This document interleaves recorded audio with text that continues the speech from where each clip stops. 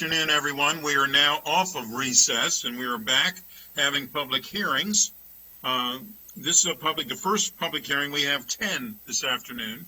The first one is a public hearing on Bill 3120, Public Campaign Financing Amendments. This bill would amend the county public campaign financing system, alter the maximum contribution limits, allow participating candidates to carry over certain funds under certain circumstances, require an audit of the public campaign financing system after the general election in an election cycle, alter the penalties for willful violations of the public campaign financing system, and generally amend the law governing elections for county elective offices. A GO committee work session is tentatively scheduled for Wednesday, September 30th. Persons wishing to submit additional material for the council's consideration should do so by the end of business day, September 23rd. If you would like to follow the progress of a council bill, the council website has a subscribe function. Go to the council website and use the View Council Records and Legislative Updates link to learn how. Each individual will have 2 minutes to speak. Individuals will be alerted as they approach their 2 minutes and may be disconnected. Also, there may be technical glitches during the public hearing that may need to be addressed by our staff, so thanks in advance for your patience. And with that, Ms. Susan Kennedy will be calling on people for the actual speaking part of the public hearing. And with that, Ms. Kennedy, it's my understanding we do have some speakers for the first public hearing, so if you could please call them. Yes, thank you very much. And when I do call your name, please unmute yourself and begin speaking. Our first speaker for this public hearing is also speaking to item 9, so she will have 5 minutes. That's Stephanie Gutterbson. Hello, Council. Thanks for having me here. As was said, I'm going to be speaking on 2 items. I will start with public campaign financing since that's one that was just announced. I am against this bill because it weakens rather than strengthens the notion of public financing of campaigns. This is due to the provision that increases the allowable private donation per cycle from $150 to $250. While this amount is nominal, the bill should be rewritten to require that all elections be publicly funded in total, strongly guarantee the rights of all Montgomery County citizens to procure money for running a campaign, allow citizens to run each cycle without a limit on a number of cycles, and prevent all private donations to all candidates, including the candidate themselves. This will allow the ideas of the candidate rather than the candidate's wealth status or moneyed interest to decide the election. My next is going to be the Human Rights and Civil Liberties Fair Criminal Record Screening. That's Bill 3520. The bill is decent, but fails to protect the most vulnerable. I ask the council to reconsider this bill and rewrite it so that it covers part-time employees in addition to the full-time employees it mentioned. This is because those engaging in or looking for part-time work are represented by those most likely to be negatively impacted by invasive searches of one's history with the legal system. I ask the council to find the courage to protect more than those privileged enough to have or look for and have a reasonable chance at reasonable chance at full-time work. And I yield the rest of my time. Thank you very much. Our next speaker is Tiara Bradford, and you will have 2 minutes.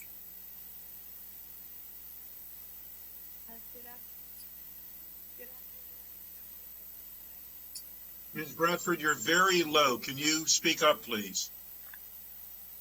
Sorry, is this better? That's better. Okay. My name is Tiara Bradford, and I'm policy manager for Common Cause Maryland. I'm testifying on behalf of Common Cause Maryland that I feel our fair election coalition that we're part of, along with Maryland Curve, the Board of Maryland, and Fusion for Justice. I believe Maryland Curve also submitted testimony. We've been working in coalition throughout Maryland to advocate for other jurisdictions to develop a similar program like Montgomery County. We are in support of Bill 3120 because it addresses many of the recommendations we had for the Montgomery County program. which has been successful for the most part, and we believe these amendments will ensure its further success. Particularly, expanding the responsibilities of the committee to include both public engagement and education will help ensure that future candidates and voters are informed of the plan and how they can participate. Adjusting the one bite at the apple rule to give candidates time to fix errors in their application will help first-time candidates and program users make corrections without penalizing them unnecessarily. And we believe that this adjustment is in the spirit of the program. As far as diversity issues, we received complaints from residents regarding diversity of the committee. We believe that it is important that the body in charge of funding and outreach for our program that benefits potential candidates from different demographic backgrounds be made up of committee members from different demographic backgrounds. To be frank, we're talking about women and people of color. And so by adding additional committee members each, we hope that this issue will be addressed. Lastly, in 2019 legislative session, Bill HB 830 was approved, mandating that jurisdictions with public financing programs provide funding and staff to assist with oversight.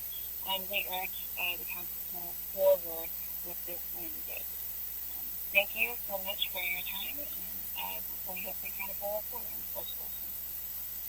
Thank you very much. Our next speaker is Michelle Whitaker.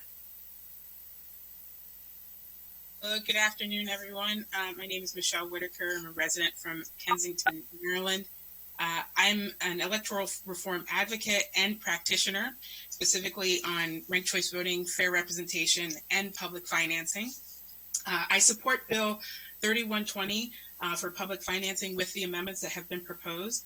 And I'm offering a few comments to help strengthen the bill and make sure that we clarify some of the amendments that have been made. First, we need to clarify the changes on the one bite of the apple.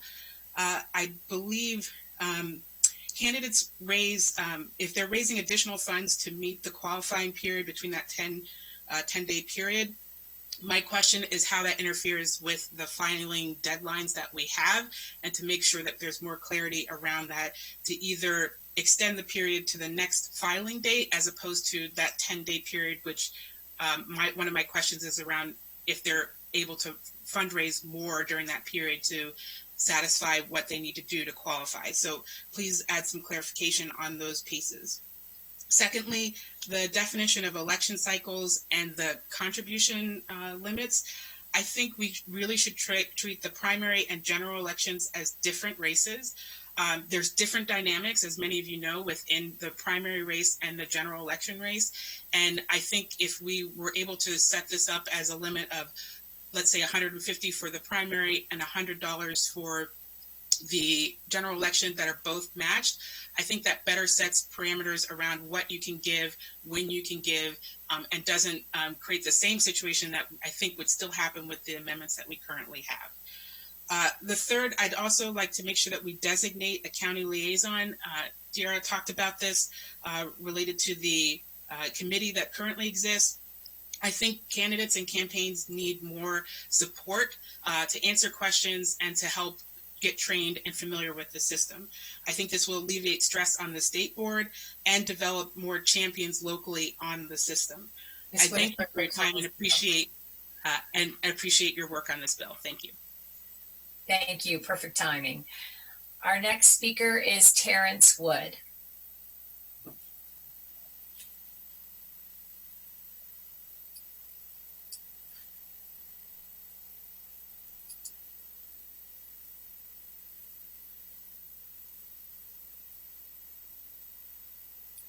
Mr. Wood, are you still there?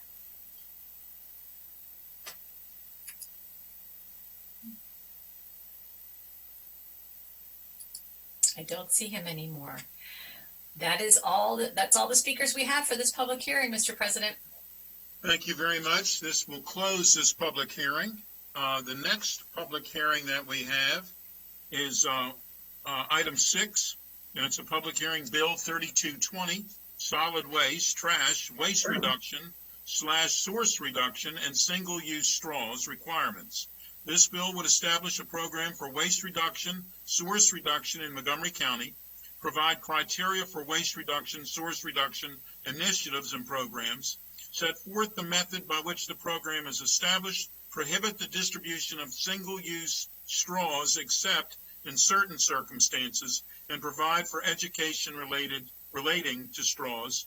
A T&E committee work session is tentatively scheduled for Monday, October 12th. Persons wishing to submit additional material for the council's consideration should do so by the end of business day, October 6th. It is my understanding we do have speakers for this public hearing. That's correct. Our first speaker will be Adam Ortiz, who will also be speaking to item number 7, so he will have 5 minutes. Mr. Ortiz, you may begin. Thank you so much, Mr. President, members of the council, staff, and the public. It's a pleasure to be with you all on this beautiful afternoon. I will be speaking on both bills. From the get-go, I want to establish that these two bills are actually, although they may seem new, are actually clarifications of an existing bill from 2015. In 2015, the County Council, many of you were involved, passed a law requiring all food service ware, with some exceptions, to be recyclable or compostable. However, because of a lot of confusion in the marketplace, for reasons that are beyond our control here in Montgomery County, there's a lot of food service ware that may appear to be recyclable when in fact it is not. So very well-meaning businesses and individuals and consumers may be using items that they think are recyclable, but in fact are an externalized cost onto the public that we end up paying for, both in the environment and at the recycling center. And although my video isn't activated, I have several examples of products here, but I'm happy to talk about it more in committee, of comparable products that are comparable in cost, comparable in performance, that are in fact recyclable. So the first bill, 3220, requires the county to set up a waste reduction program. This is in alignment with the Zero Waste Task Force that many of you are familiar with, that focuses on getting our diversion up as much as possible through increased recycling and composting. That means that we have to have as much material in our consumer waste stream that is recoverable. Unfortunately, straws are a key item that plastic straws are just not recyclable. They're too small to be captured by our recycling system. And even if we could capture them, it's impossible to tell because of their size and their fragility whether they are in fact made of a recyclable plastic resin or not. So the Zero Waste Program moves any future food service product ban or single-use item ban to a regulatory framework rather than legislative. This will expedite our ability to continue to clean up our waste stream without going through all the hoopla of legislation, as much as we enjoy this process. And notably, it is a Method 1 regulation. So the council will still have complete deliberation, be able to vote up or down, as you know, and there's lots of opportunity for public input. So that's critical. On the straws piece of the legislation, incidentally, there is a lot of compliance already with the law. Even though there is confusion in the marketplace, lots of restaurants, and I have many samples here I've collected in recent months, folks are using paper straws, they are using compostable straws, and the products are out there and they are comparable. Mr. President, I'm going to talk about the second bill, which is 3320, which is a ban on polystyrene in food service. Many of you will recall just a few years ago, there was a ban on expanded polystyrene. Expanded polystyrene is commonly known as styrofoam. We know that the problems with styrofoam is that it is not recyclable in any conventional or reasonable recycling framework, and it is a nuisance plastic in the environment. It breaks down into little pieces and bioaccumulates over time, which has a remarkable negative impact on wildlife, as well as our water systems. So polystyrene is number 6 plastics that is not expanded styrofoam, but it's the same constituent plastic resin, and it has all the same problems. One of the one of the big issues, and this is a larger issue that we're also working with EPA and national organizations, is that number 6 plastics still get the recycling symbol on them because of very weak regulatory framework. So lots of businesses are buying number 6 cups or number 6 clamshells when they are in fact not recyclable, and then we have to double process it in our waste stream because well-meaning people put them in the recycling bin. They end up at the recycling center at Shady Grove, and then our staff is then picking them out and sending them to the resource recovery facility, or it gets mixed in with our existing plastics and degrades the pricing that we have when we try to sell pure plastic resins. So, Mr. President, I'm going to wrap up that and emphasize that this is a clarification of the intent and spirit of existing laws. We have been working closely with the chambers of commerce and restaurants on getting their input on implementing the law, and it's been done in Washington, D.C. It has been done in Prince George's County, and we want to do it here in Montgomery County. So thank you for your time, and we're happy to continue this conversation over the next 6 weeks before the council hearing. Thank you, Mr. Ortiz. Our next speaker is Tricia Swanson, who will also be speaking to item number 9, so she will have 5 minutes. Ms. Swanson, you can begin. Yes, good afternoon. My name is Tricia Swanson, and I am Vice President of Government Relations for the Montgomery County Chamber of Commerce. I will be speaking on Bill 3220 and 3520, and I'll start with 3220 since we just heard from Mr. Ortiz. I want to echo what he said, that we've all been working together on this legislation to try to get to a compromise, and I'm very appreciative of both him and his office and the many stakeholders. We've had a lot of conversations and we're moving in the right direction. That said, I do think that it's time for an education campaign, not a flat out ban. When we talk about Washington, D.C., there was an incredibly successful campaign, Our Last Straw, that had great success in proactively working with the business community in D.C. And pulling them in rather than through a flat-out ban. And the Chamber has offered and would love to work with the county and the stakeholders here on that initiative. And I just want to note that you all, rightfully so, carved out specific monies in the public health emergency grant for restaurants, understanding that they were one of the hardest hit industries. And even if there were an effective date on this bill for 12 months from now, for 18 months from now, and even if it does provide cost savings in the long run, the message that the council would be sending to pass a straw ban bill right now in the middle of a global pandemic, while some restaurants have permanently closed their doors and some owners are scared they're going to lose their business and in some cases their home, be sent now. So again, the Chamber looks forward to working with the county and stakeholders on an education campaign.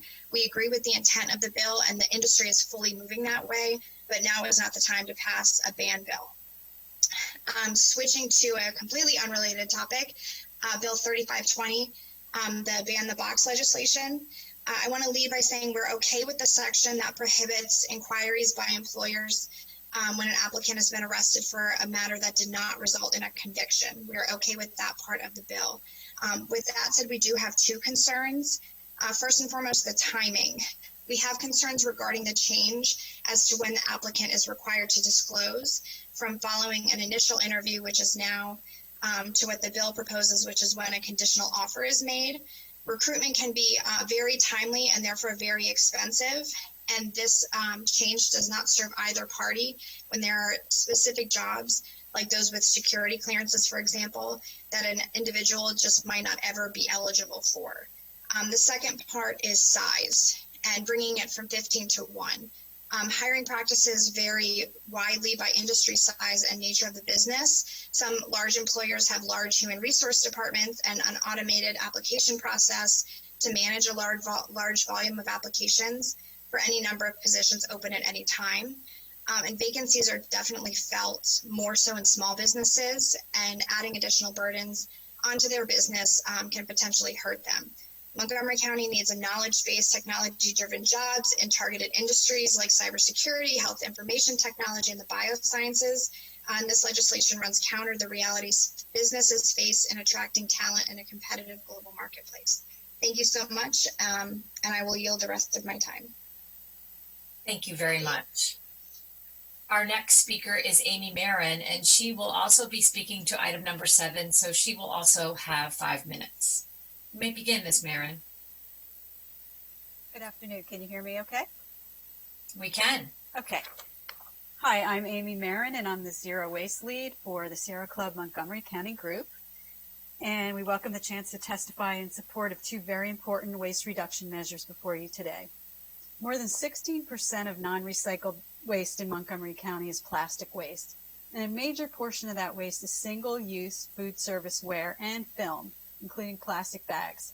The county's been a leader in reducing sources of plastic waste by placing a fee on plastic bags and banning foam food containers.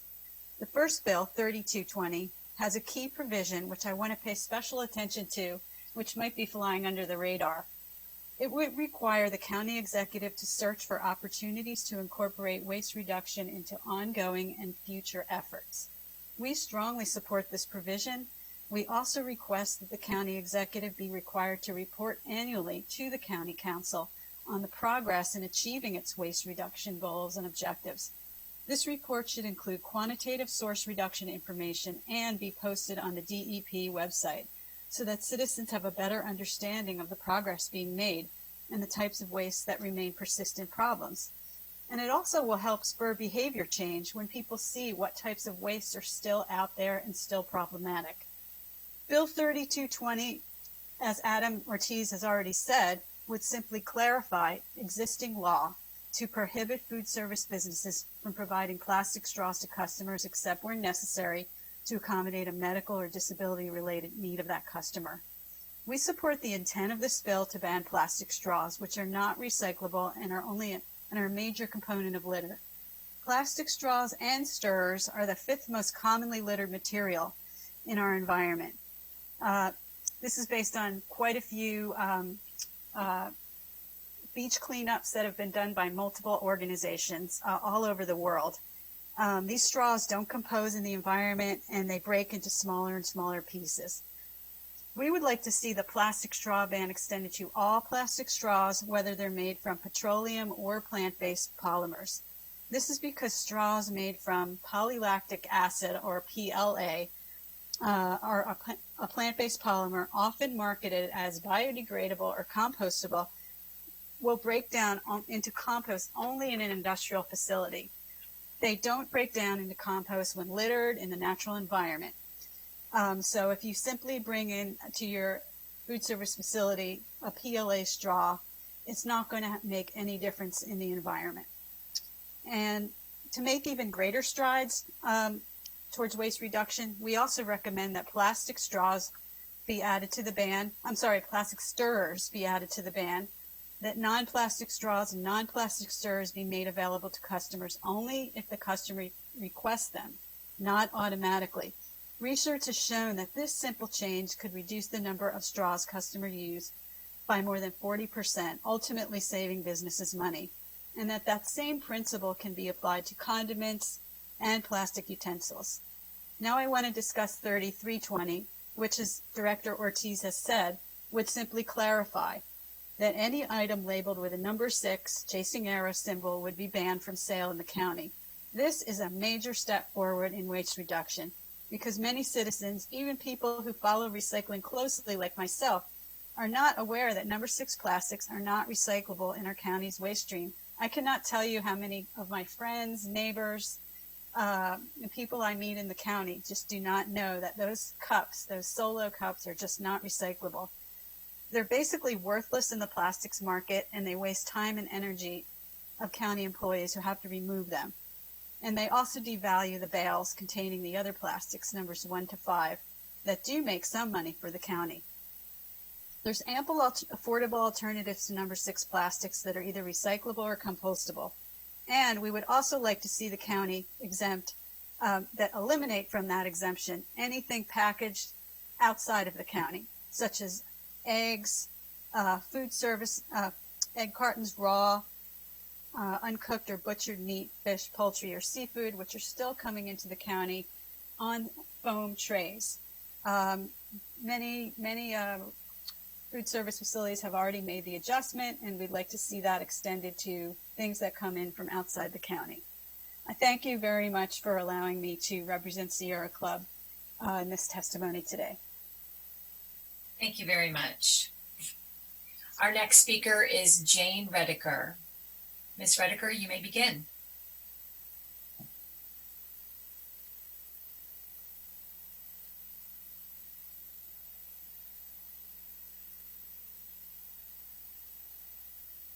Can you hear me? Yes, we can. You may begin. Okay, my apologies. I was unmuting the wrong way. I'm Jane Rediker, President of the Greater Silver Spring Chamber of Commerce. Thank you for the opportunity to comment on Bill 3220. And I'm not signed up for it, but I would like to just echo and say me too to my colleague Tricia's comments on Bill 3520. First, we commend the Department of Environmental Protection, specifically Adam Ortiz, for reaching out to the business community and showing great sensitivity to the financial situation most restaurants are in due to COVID-19. He listened to the business's concerns. He's willing to work with the industry toward a mutual goal, and we appreciate that. The Chamber and our restaurant members appreciate and support the effort to reduce waste and litter by eliminating the use of single-use plastic straws. Many of our restaurant members have already begun to switch to compostable or reusable straws. However, the pandemic has increased patrons' desire for a straw. Our issue with this bill is timing. Restaurants, perhaps more than any other businesses, are struggling to survive through COVID-19. Those that are open for either carry-out or in-person dining are breaking even at best. A number, sadly, have already shuttered their operations. Given their current financial situation and the uncertainty of the future, now is not the time for added regulations that could increase costs. We applaud DEP for agreeing that an education program is needed to move consumers away from plastic straw usage. But that education initiative should be directed to consumers, not just restaurants. It should help consumers understand why restaurants will no longer automatically provide any straw, how plastic straws harm the environment, and why compostable and or biodegradable straws are a better alternative. To that end, we recommend incorporating into the bill a mandate for a year-long public education initiative before implementing the legislation.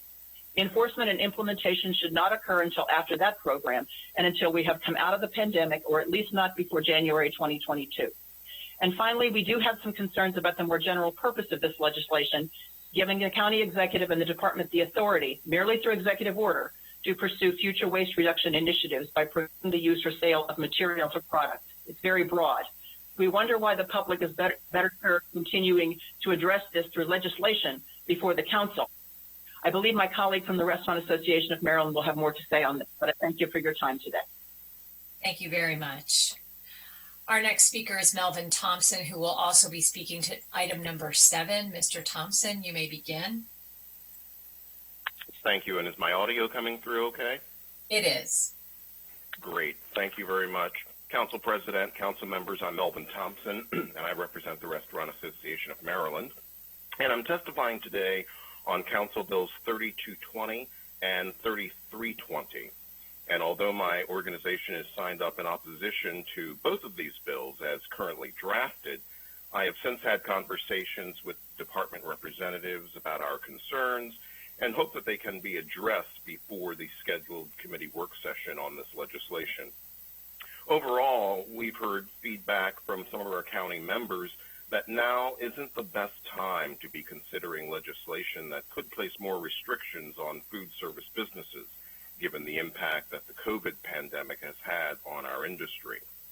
On Council Bill 3220, regarding waste reduction and single-use straws, we are concerned about potential challenges associated with vetting future product and material restrictions through a regulatory process instead of through the traditional county council legislative process that currently provides sufficient public notice and participation.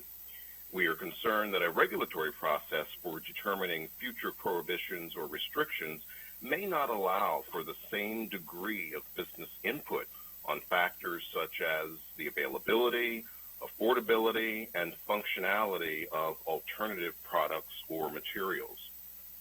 And it seems the council would also be ceding its conventional job in such matters to a regulatory process, notwithstanding the council's role in ultimately approving or disapproving the final regulation. And regarding what we understand is also an intent of this legislation to restrict food service businesses from providing straws unless requested by the customer, we would like to seek amendments to allow exceptions for drive-through, carry-out, and delivery transactions, and also for self-serve straw dispensers. And on Council Bill 3320 regarding the prohibition on number 6 rigid polystyrene plastic, there has long been confusion about such products because while they are capable of being recycled, they are not currently recyclable in the county's program. And also, rising carryout and delivery sales have increased overall demand for food service disposables, and there have been some supply issues. We don't know when dine-in business will return to pre-pandemic levels. In some cases, food service businesses have resorted to using what's available, and some of these number 6 rigid polystyrene products are still being used by county food service businesses, and we are currently seeking feedback from our industry members and from our suppliers about the availability, functionality, and cost of suitable alternatives. We will certainly share any additional information or proposed amendments with the department and with the Transportation and Environment Committee for its work session, and I thank you very much for your time today. Thank you very much, Mr. Thompson. Mr. President, that closes the speakers for this public hearing.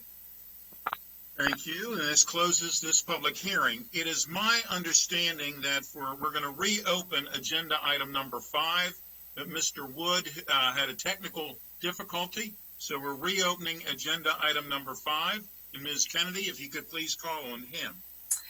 Yes, Mr. Wood, you may begin. You may unmute, and you have 2 minutes.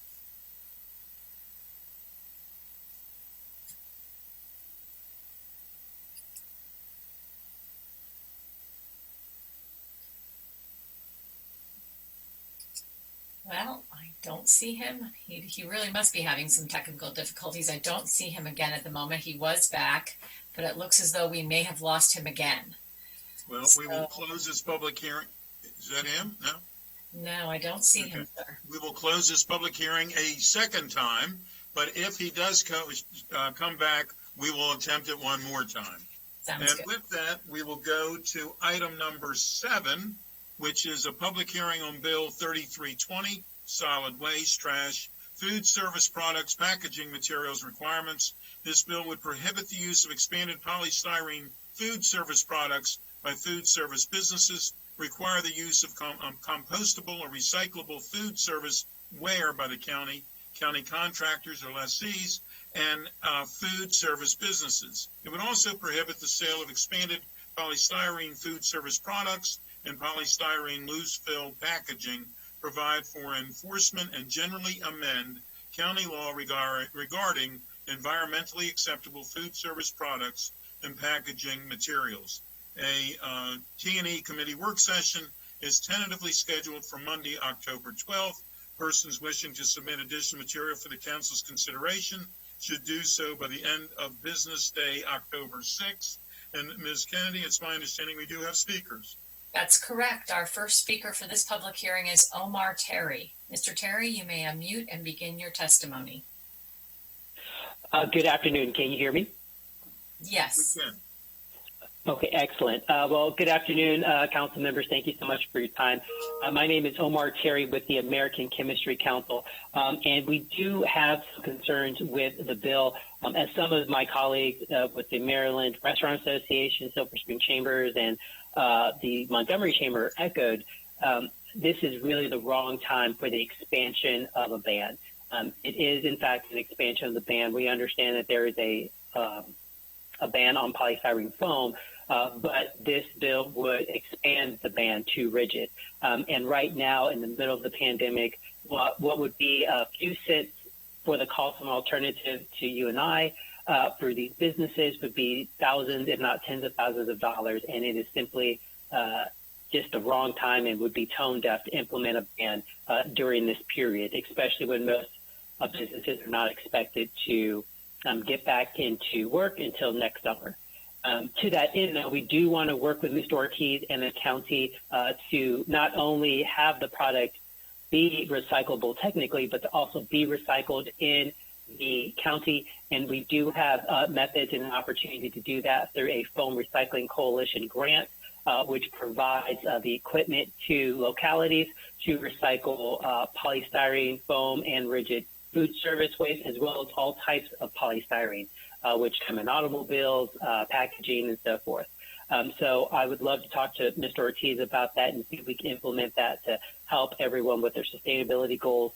And then quickly, I did not have an opportunity to, but I want to talk on 3220 and echo the comments that we agree with a straw upon request language, but we want to make sure that the language doesn't stipulate that a person has to showcase how they are medically disadvantaged. We're concerned with some of the HIPAA rights with that.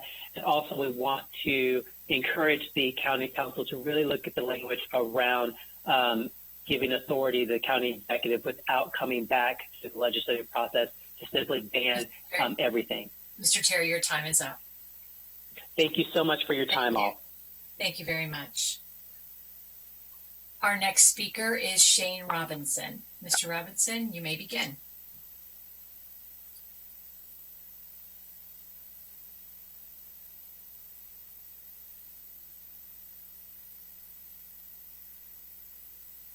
We may have lost him as well. I do not see him anymore. So that wraps up the speakers, sir, for this public hearing.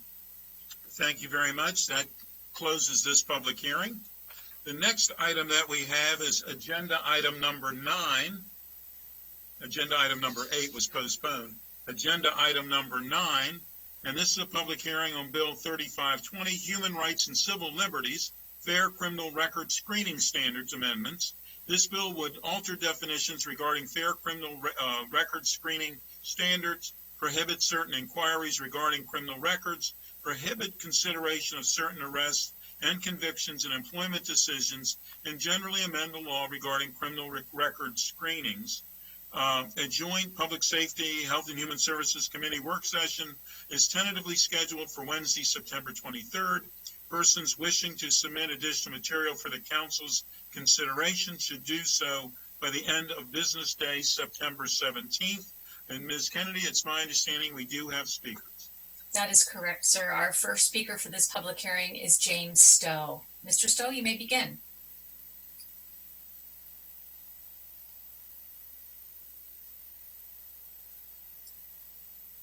Hello. Hi, Mr. Stowe. You may begin. Thank you very much.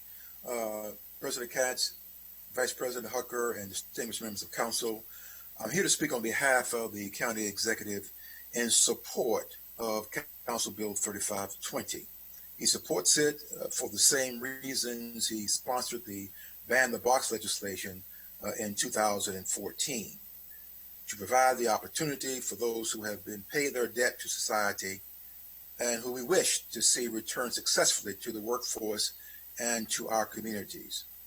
The proposed law would expand the scope of the original Ban the Box legislation by changing the definition of employer from employing 15 or more to 1 or more.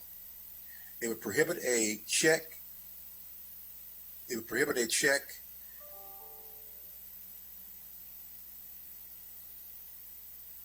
It would prohibit an employer's check, from inquiring into an applicant's critical record or performing a background check until the conditional offer has been extended rather than at the conclusion of the first interview. And it would prohibit an employer from inquiring into certain criminal records at all. Further, the proposed measure would prohibit an employer from basing a hiring decision or a promotional decision upon any item in an arrest or conviction record outlined in the bill. Lastly, the bill adds to the existing requirement that employees and employers be informed of their rights and requirements to comply with regulations and procedures. While there are some legal considerations the executive believes, such concerns can be addressed in the committee work session. This new law would increase the number of employees covered. We believe the law would also help provide a workplace free of discrimination by allowing an environment that is productive for employees and the thousands of potential willing and able employees who may have been previously incarcerated or may have had or been accused of minor offenses or otherwise with criminal records of convictions. If approved, the Human Rights Commission, the Office of Human Rights, would address complaints, would provide support for technical questions that might arise. This additional responsibility and potential increase in number of complaints will put additional strain on the agency's current staffing levels. We would ask that you would please consider the potential for additional staff resources being needed to implement and enforce this law. We are in full support of the passage of the law, and we thank you for this opportunity to share these concerns and observations. Thank you, Mr. Stowe. Would Zelda Wafer Alonge happen to be on the line?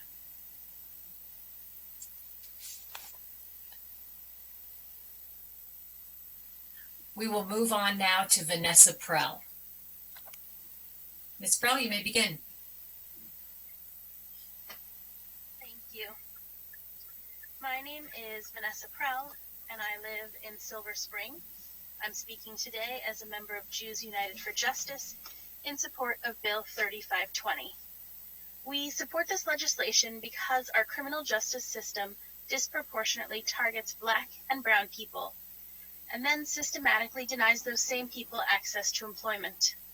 We appreciate Councilmember Jawando's leadership in sponsoring this bill to expand and strengthen the existing ban the box policy, which was enacted in 2014.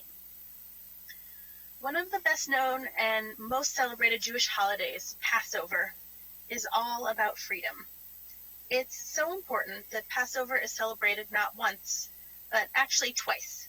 The second Passover, or Pesach Sheni, is a second chance for those who could not observe the holiday the first time. The tradition of Pesach Sheni connects to the values of freedom and second chances. The movement to ban the box is key to ensuring people with criminal records get a second chance for employment. The Leadership Council on Civil and Human Rights notes that over a 4-year period, 50% of people released from prison who could not secure a job ended up returning to prison. Even more striking, the Leadership Conference states that 93% of people who found employment reintegrated into their communities and did not return to prison. The only way to ensure a real second chance for people with criminal records, especially Black and brown people whose criminal records are due to systemic racism in the criminal justice system, is to remove barriers to employment. We urge you to vote in favor of Bill 3520 with no weakening amendments. Thank you very much for your time. Thank you. The last speaker for this public hearing is Cherie Branson. Ms. Branson, you may begin. Hi, can you hear me? We can. Oh, thank you. Hi, my name is Cherie Branson. Good afternoon, Council President Katz and members of the County Council. I'm here on behalf of the NAACP of Montgomery County to speak in favor of this bill. For 110 years, the NAACP has been in the forefront of securing racial equity and civil rights for all. Here in Montgomery County, the NAACP has forged relationships with community and county leaders to protect and promote the civil rights of every resident of the county. We understand the disproportionate nature of incarceration in this country. We also understand the need for second chances. As you may recall, I was a council member in 2014 and was a part of the effort to pass this original legislation. When this legislation was passed in 2014, it prohibited employers of 15 or more full-time employees in the county from conducting a criminal background check. Bill 3520 would go a step further, that we welcome, to expand the scope of the original legislation by prohibiting background checks until after a conditional job offer has been extended. The bill would also prevent inquiries about certain crimes altogether. In addition, it would redefine employer to include any employer with one or more full-time employees in the county. As of 2020, this year, 35 U.S. states and more than 150 cities and counties have passed ban-the-box laws. And while Montgomery County was one of the first, at this point, Montgomery County is one of the 3 jurisdictions in Maryland where the law is more restrictive than the state law. The Montgomery County NAACP branch's interest in this bill and our support of its enactment is based on over 40 years of advocacy on behalf of people who are often marginalized in this county and in this country, as well as ensuring the path to self-sufficiency is encumbered. We support this bill because it provides a way for people to have a second chance. Thank you very much. Thank you very much. That wraps up the speakers for this public hearing, Mr. President. Thank you. Councilmember Jawanda. Thank you, Mr. President. I just wanted to briefly thank former council member Cherie Branson for her work as a co-lead of this original bill in 2014 with the county executive and then council member Elridge. I appreciate the support. I want to acknowledge the work that you did along with other colleagues, past and present, and thank you for helping to move this forward. Thank you, Mr. President. Thank you. And that closes this public hearing. I did want to note that for Bill 3320, item number 7, Shane Robinson was unable to, we had technical difficulties to get on. He did send me a text that said, "Hi, Mr. President, this is Shane Robinson. I kept getting booted off the call for 3320, and it looks like it's over now. For the record, Trash Free Maryland is in support. Thanks." So I'm reopening the public hearing. Please include that text in that statement. And now we have closed item number 7 as well. So now we are going to go to item number 10, which is a public hearing and an action item. This is a public hearing on the county executive's recommended FY21 savings plan, amendments to the Maryland National Capital Park and Planning Commission FY21 through 26 capital improvements program. Action is scheduled immediately following this hearing. Ms. Kennedy, I'm not aware of any speakers. Is that correct? That's correct. There are no speakers. Then this public hearing is now closed. Is there a motion for this item? Councilmember Friedson has made the motion. Is there a second? Councilmember Reamer. The motion has been made by Councilmember Friedson, seconded by Councilmember Reamer. All those in favor, please raise your hand. And that is unanimous, but those opposed, same sign. That has passed. The next item, item number 11, is a public hearing and an action item as well. This is a public hearing on a special appropriation to the county government's FY21 operating budget for the Department of Recreation in the amount of $500,000 for countywide program, Youth Sports Initiative, and the Office of Community Use of Public Facilities in the amount of $500,000 for Facility Fee Assistance Program, Youth Sports Initiative. Action is scheduled immediately following this hearing. It is my understanding, Ms. Kennedy, that there are no speakers. Is that correct? Yes, that's correct. No speakers. Thank you. And I do have a speaker by the name of Craig Rice who would like to say something. Please. Well, thank you, Mr. President. I'd like to go ahead and move this. But first and foremost, I just want to highlight that the reason, and it's not the reason, but remind folks that we had our Office of Legislative Oversight report that came out in March that talked about the disproportionality in which we see sports being allayed to our community and the availability of it. And many areas continue to struggle when it comes to access to affordable youth sports programs. And so I really want to thank Councilmember Albornoz, who has miraculously changed. And just give a shout out to all of my colleagues who know just how important this is. Many of us have played sports in this county. Many of us who have children have had them play sports in our community. And so we know how important this is. And so certainly from that respect, this is going to mean a lot for a lot of folks. And there have been a lot of folks on our social media, including folks like Joe Hooks with our 480 Club and others who continue to do great work in our community to stand up sports programs for our underserved youth. And so this is a great way to continue that commitment, understanding that with COVID-19, it's continuing to have a disproportionate effect on their access to be able to have programs in their community as well. So this is certainly money well spent. Anybody who's concerned about crime knows that having sports programs that are out there that give diversions for kids who otherwise might get involved in some other things to be able to have some very productive ways in which they can utilize their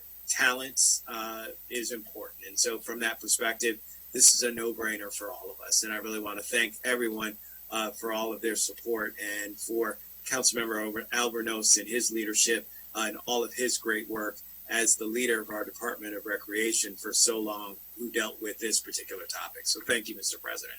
And was that a motion, Councilmember Rice? Yes, it was, sir. Councilmember Albornoz, please. Well, happy to second that motion, and I had a feeling you would.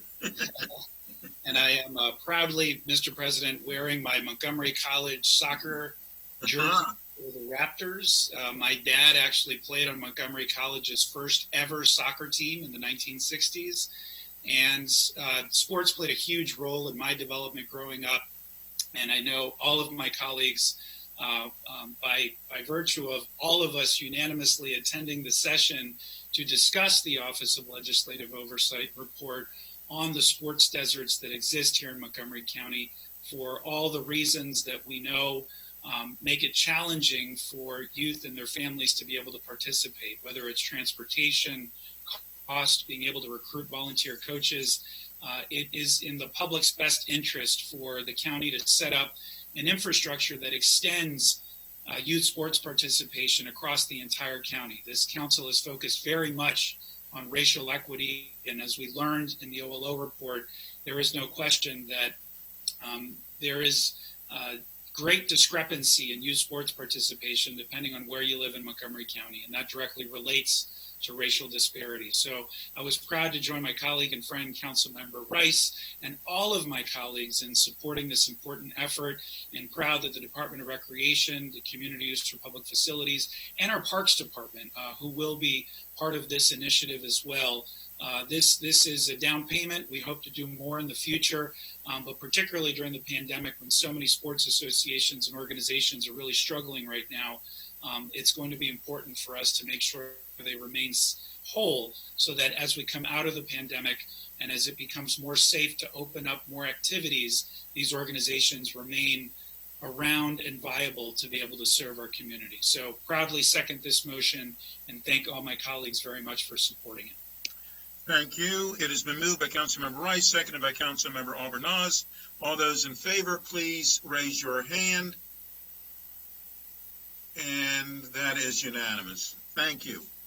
The next item that we have is also a public hearing and an action item.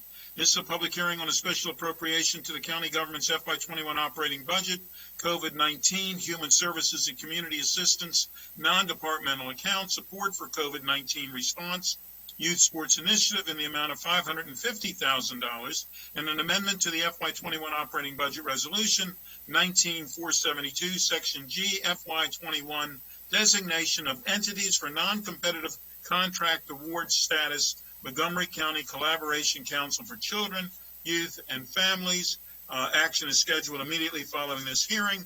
Ms. Kennedy, it's my understanding we do have one speaker for this hearing. Yes, we do. That is Douglas Remmer. And Mr. Remmer, I hope I pronounced that correctly. You may begin. All right. Hi. Yes, Doug Remmer. Thank you, Council, for having me on here. I am so glad that we just passed the last one. I know that I've been involved with youth programming for over 20 years in Montgomery County. I graduated from Einstein High School, just got inducted into the Athletic Hall of Fame. No question, I wouldn't have been in the Hall of Fame if I didn't play multi-sport, which is why I'm reaching out today, because the program that I have designed is a multi-sport program to get kids out and learning these sports, gaining confidence, meeting people outside of their one-sport athletic social circle. What I'm looking to really utilize are the Wheat Regional Park fields and the Martin Luther King Regional Park fields. I think they're very underutilized. There's so many kids in that area. If you notice, the 5 high schools that surround those areas are the ones that have the least successful baseball teams, as well as have bad reputations or poor reputations for academic and social success. So the reason I feel this is important is because a lot of times I've seen as a teacher at Springbrook for so many years and 5 other high schools, you have a lot of athletes that walk around the building. They want to be NBA stars, NFL stars, Major League Soccer stars. Once they realize that they're not good enough or for whatever reason their dreams can't come true, they don't have a fallback sport to rely on. And I think that the multi-sport aspect, joining other organizations together and teaching kids how to play all the different sports and having a good time is one of the reasons we should really push for this so that we can have more kids out there. Now, the one part that I want to specify is the Wheaton Regional Field location. For 10 years, I've coached college baseball at the highest level. I coached a team, the Silver Spring Thunderbolts, in the Cal Ripken Collegiate League. It was the number 3 college baseball league in the country. I want to have use of the field for Wheaton Regional, get a team there, have the team be the most diverse team in the country, which I've done before and it's been successful. That way, when we bring the kids out, when these college kids work the campus during the day, it'll bring that relatability with it so that the kids will be more likely to come out at night, and we can build a community of sports all by using Wheaton Regional Field and the surrounding locations, including Wheaton Rec and White Oak Rec Center, which also I want to have plans to do programs through that. Mr. Reamer, your time is up. Your time is up. I apologize. Oh, no, you're good. I knew I would go over. I get too excited. Thank you very much. Yeah, thank you. Councilmember Auburn-Oz. Thank you, Mr. President. I would like to move this item and also thank Doug Reamer. Doug is a great example of many of the coaches that we have in Montgomery County that serve as mentors and guides to so many students and children here. So thank you, Doug, for all of your efforts. It's great to have you speak on this important issue and representing all the other great coaches and volunteers that are out there. Thank you. Councilmember Rice. Second. So I'd like to second that motion.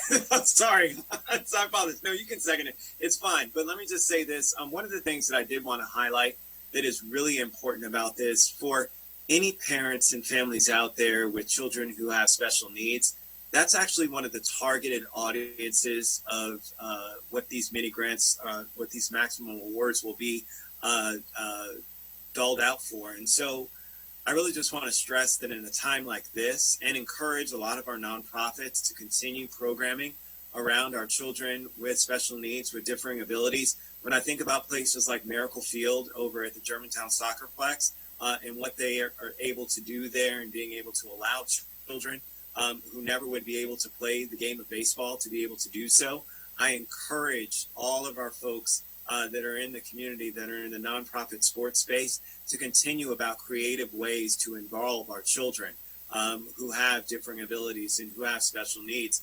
It's going to be really, really important, especially in this time of COVID, where there's no connectivity for them to get that kind of interaction. And so I just wanted to take a moment just to highlight that for all of my families out there that I know are struggling and coming up with ways to try and make sure that their children are involved and included. And so from that perspective, this is great. This has so many things focusing on, of course, our free and reduced meals, our children of lower socioeconomic income. And so it really is one in which is going to do some great good in our community. And again, thank the leadership of the Department of Recreation, Councilmember Albornoz, and all of our nonprofit community that's out there. And a big shout out to HU grads, because apparently they do some really great work in our community. So shout out to that Bison who was on the call just a minute ago. Thank you. Councilmember Reamer. Thank you. Really enthusiastic about all the amendments that we're taking up today for supporting sports and growth in the sports. I just wanted to make a brief comment because Doug Reamer's comments got me thinking about some of the work that I am involved in and wanted to bring to my colleagues soon about diamonds. I think we've put in a lot of work over the years around rectangular fields, but the county really let Little League and baseball and softball fields kind of wither on the vine over the last couple decades. And there are thousands of kids that are in those programs, but we have very, very few tournament caliber fields or even just good fields. They're down county. I can only think of one field with a grass infield, and I know of one up county. In a county of 1.1 million people, it's really inadequate. And Doug Reamer was talking about the need to, or the opportunity to build community with fields around Wheaton Regional. And I know the Parks Department and Rec are talking now about the possibility of adding some more higher quality fields for Little League and softball there. The fields money that we have been adding or devoting within our parks budget is going to be very useful in this, but I think we need to look at a broader plan for diamonds, for Little League and softball, and ensure that we have a plan to meet the need, and as that need potentially will grow over the coming years, really to provide the level of fields that we should provide. So, thank you. Thank you. It's been moved by Councilmember Albornoz, seconded by Councilmember Rice. All those in favor, please raise your hand. And that is unanimous. Thank you very much.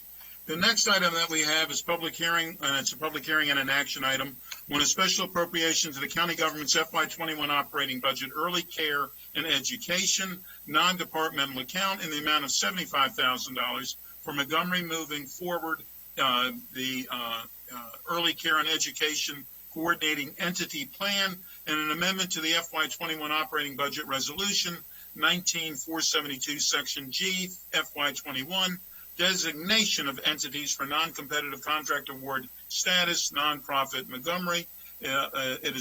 Action is scheduled immediately following this hearing. And Ms. Kennedy, it is my understanding we have one speaker. Yes, we do. Sharon Friedman is our one speaker for this public hearing. Ms. Friedman, you may begin. Thank you. Good afternoon, President Katz, Vice President Hucker, members of the council, and council staff.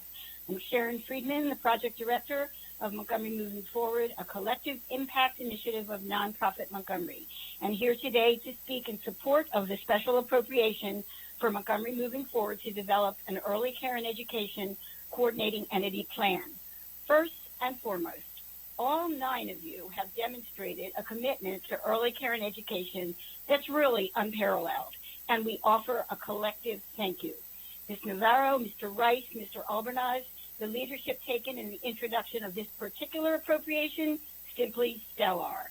As importantly, all 9 of you have made a commitment to early care and education through funding various projects, through a $10 million investment in child care opening, recovery, and response, and a shout out to the county executive for his support of these efforts as well. We are happy to report that in response to a pledge we made for private sector involvement and financing of this project, we have reached a $25,000 goal of $25,000 in match to the hopeful $75,000 public funding. A big thank you to Rogers Consulting, Burness, Bob Buchanan, Cliff White, and the Richard E. and Nancy P. Marriott Foundation for their support of our plan.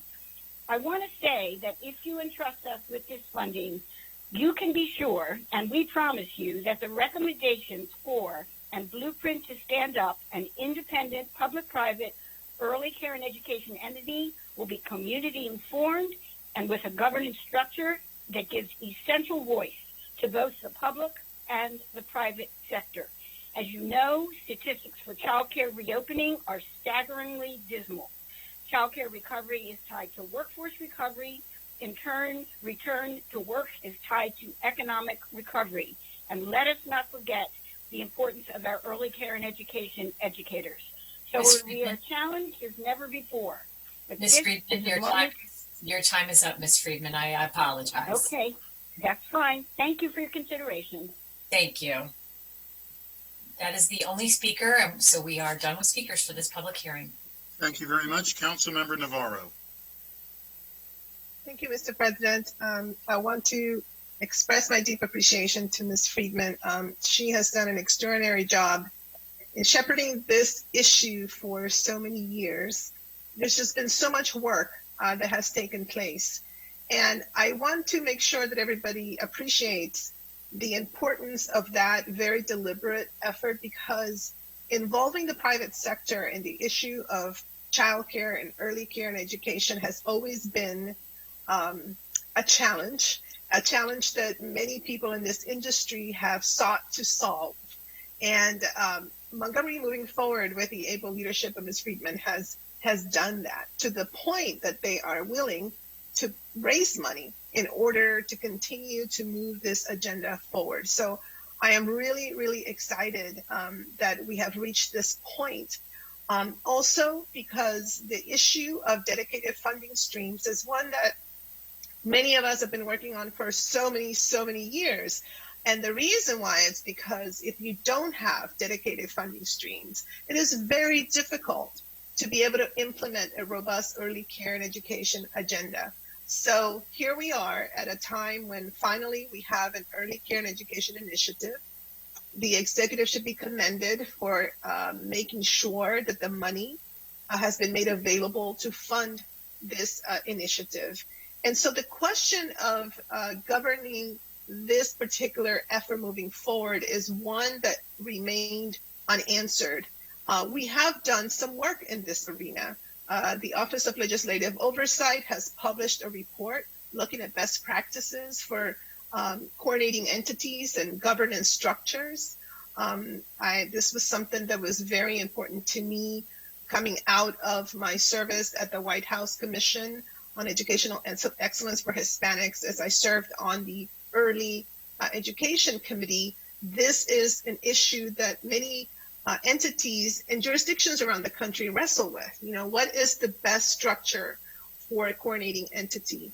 And why is that important?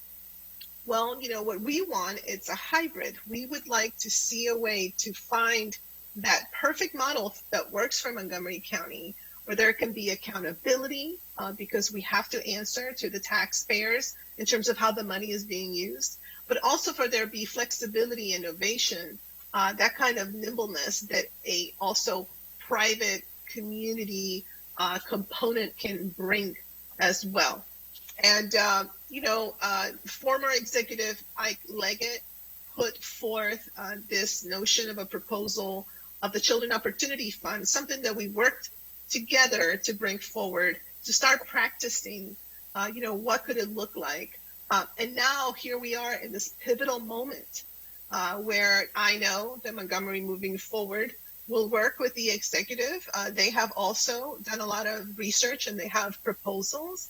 We'll work, of course, with the Office of Legislative Oversight, the community, to bring forth this model, again, that works for Montgomery County and that can then own this issue, because as it was stated, this is not just about, quality childcare, which is so important, but it is also about our desire to move forward an agenda for workforce development, for economic development.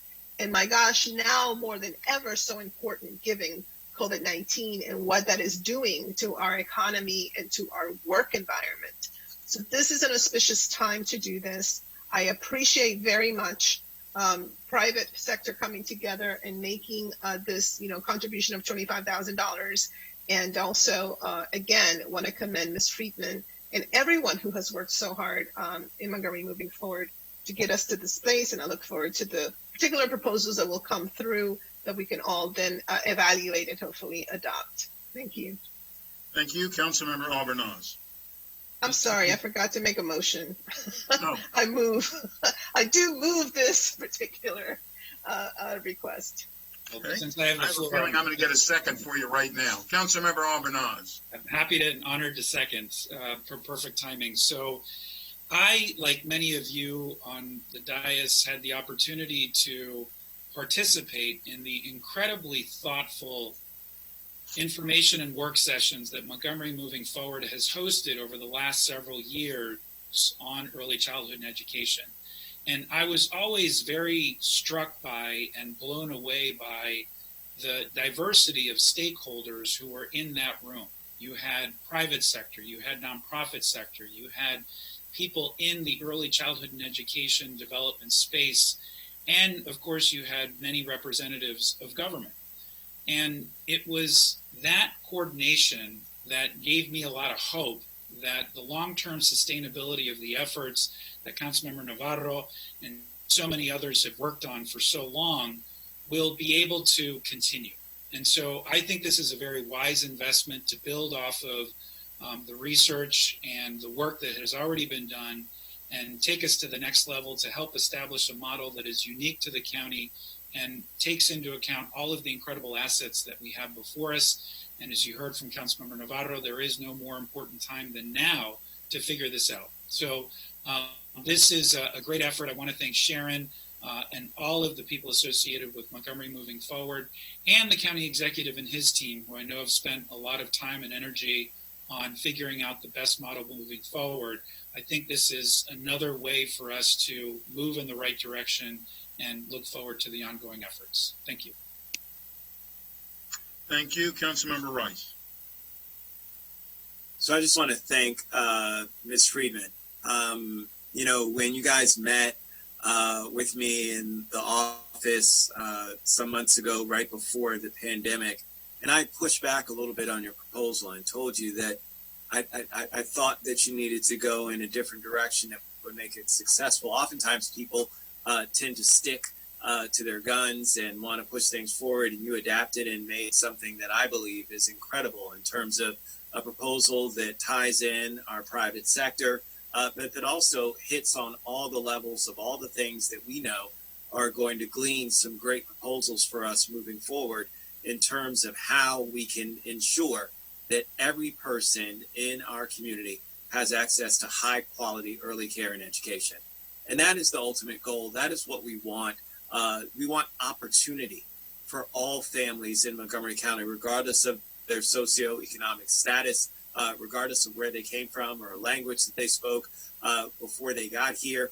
All of those things don't matter. What should matter is that everyone has an opportunity for those children to be successful. And it starts with high quality early care and education, something that Councilmember Navarro has fought for her entire life in her professional career, something that I know Councilmember Reamer, since he joined the council, has been a huge advocate for. And I know that Councilmember Albornoz and many of the others have continued to crusade for and realize how important it is. All of you have been supportive in that effort. And I just want to say thank you. Because I think that this proposal will help us to take us to the next level. We've seen it with some of the work that Councilmember Reamer and Councilmember Navarro have done in past times.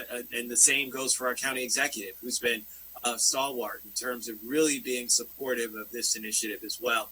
We know that if we are to address the gaps that continue to exist in education, it starts from the beginning. It starts from the cradle.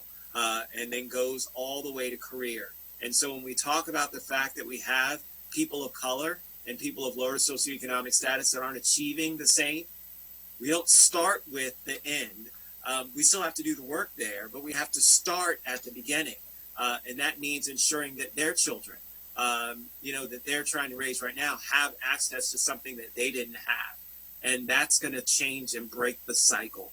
And so I really just want to say thank you again for everybody who's done great work. This is a tremendous opportunity for us to really move the ball forward and get some innovative thinking around what it is that we need to do next to get rid of that equity gap that we see in education. Thank you. Thank you. Councilmember Reamer. Thank you. First, I just want to start by thanking the sponsors, Councilmember Navarro, Councilmember Rice, Councilmember Albornoz. Appreciate your taking the time to figure out how to proceed with this item. I know it is a complex question of building a public-private model, and I think there's far more unknowns than knowns here, but I'm eager to see where this goes. I want to thank Councilmember Rice for his comments. I remember fondly our work together in 2017 to add funding to MCPS's budget so that we could have full day Head Start. And that was really the first big step forward in actually creating slots for children to have more childcare.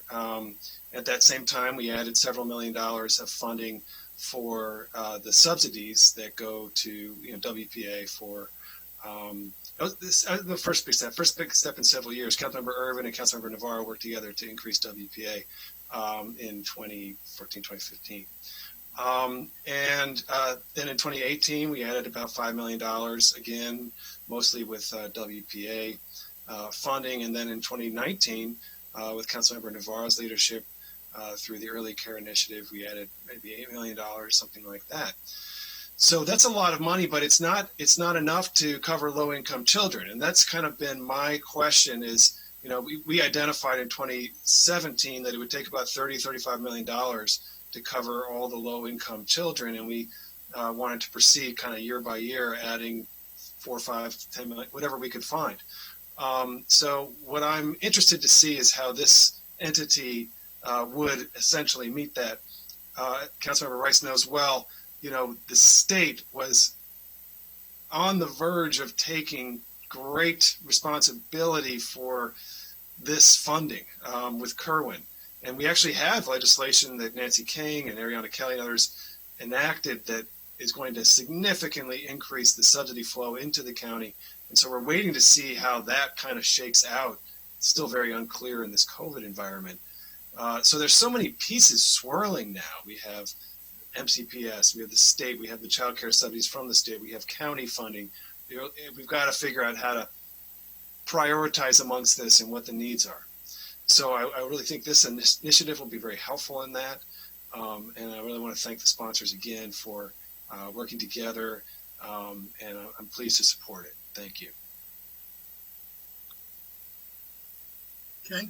Thank you. Councilmember Friedson.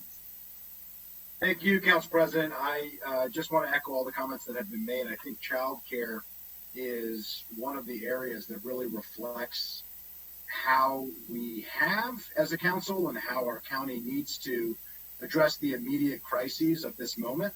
And we did that through some of the CARES Act funding with the program that we worked on that is now providing funding for providers currently. But how we can't lose sight of the broader strategic goals that we have and the longer term significant needs that we have as a county and as a community. I think this is an area where it's most needed. It's one of our biggest priorities. It has wide-ranging ramifications from education to social outcomes to economic development imperatives. And I think we've really stepped up in this, and I think that it is just as much as anything reflective of the partnership that we need to solve these major challenges that we face, and this ability to work with Montgomery moving forward and to work with the private sector. I think about the joke that the difference between commitment and involvement is like an eggs and ham breakfast. The chicken was involved, but the pig was committed.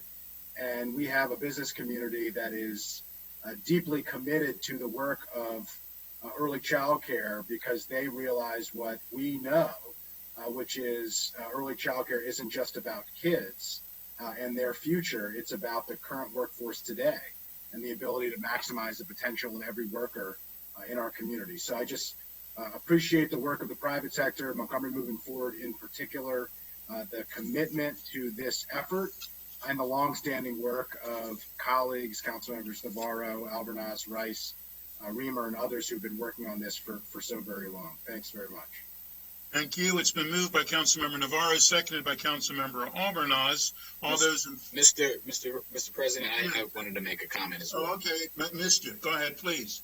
Yeah, thank you. Now, I'll be very brief and won't delay the inevitable right decision here. I just wanted to say that also that I really appreciate Councilmember Navarro, Rice, and Albornoz, and all my colleagues. And I think this is something that we're in unanimous agreement is such a critical priority. And it hasn't always been thought of that way. Early childhood education and child care, at certain points, not too long ago, was relegated to like a woman's issue or not a main front burner issue. And this is, something that is not only important. It's not a nice to have. I think it was President Obama, my old boss, who said in one year, it's not a nice to have, it's a must to have. And if you're a parent, a working parent, or a single parent, you know that this is something that's a necessity.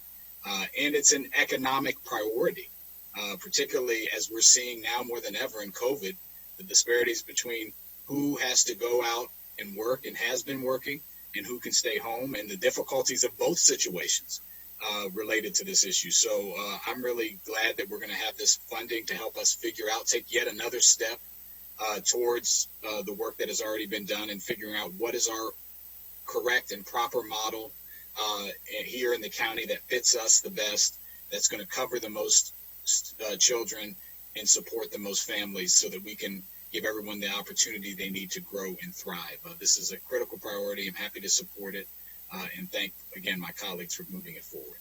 Thank you. It's been moved by Councilmember Navarro, seconded by Councilmember Albanaz. All those in favor, please raise your hand. And that carries unanimously. Thank you. The next item that we have is item number 14. This is a public hearing on a special appropriation to the county government's FY21 capital budget and amendment to the FY21-26 capital improvements program for the Department of Recreation in the amount of $218,000 for Public Art Trust. Action is scheduled immediately following this hearing. Ms. Kennedy, it's my understanding there are no speakers for this hearing. Is that correct? Yes, that's correct.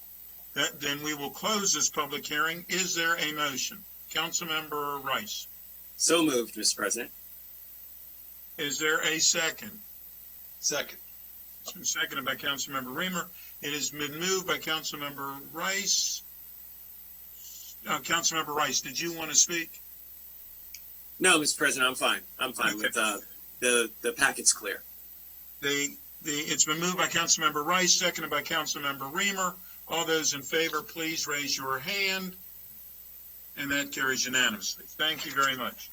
The last public hearing that we have today is public hearing agenda item number 15. This is a public hearing and it's also a public hearing and an action item. This is a public hearing on a special appropriation to the county government's FY21 capital budget and amendment to the FY21-26 capital improvements program for the Department of Recreation in the amount of $250,000 for cost sharing. Action is scheduled immediately following this hearing. Ms. Kennedy, I believe there are no speakers. Is that accurate? Yes, sir. No, there are no speakers. You're correct. So we will close this public hearing. Is there a motion? Someone should make. Who was the so moved? Who said that? Councilmember Friedson, and seconded by Vice President Hucker. All those in favor, please raise your hand. And that carries unanimously. Thank you very much. The next item that we have is an overview on the 2024 subdivision staging policy and proposed changes to development impact taxes and recordation taxes. I guess, Councilmember Reamer, did you want to introduce it, or can we go directly to staff? Well, I'll just very briefly say, because I made some comments earlier that were intended to make it so that I wouldn't have to make many comments now. But this is a big item for us. There's a lot of really critical recommendations in here. We're going to have to, it's joint committee for a lot of this. There's going to be, a lot of thinking here. But there's some critical reforms that have been holding us back, holding back our economy, holding back our housing, not helping us meet our school capacity needs.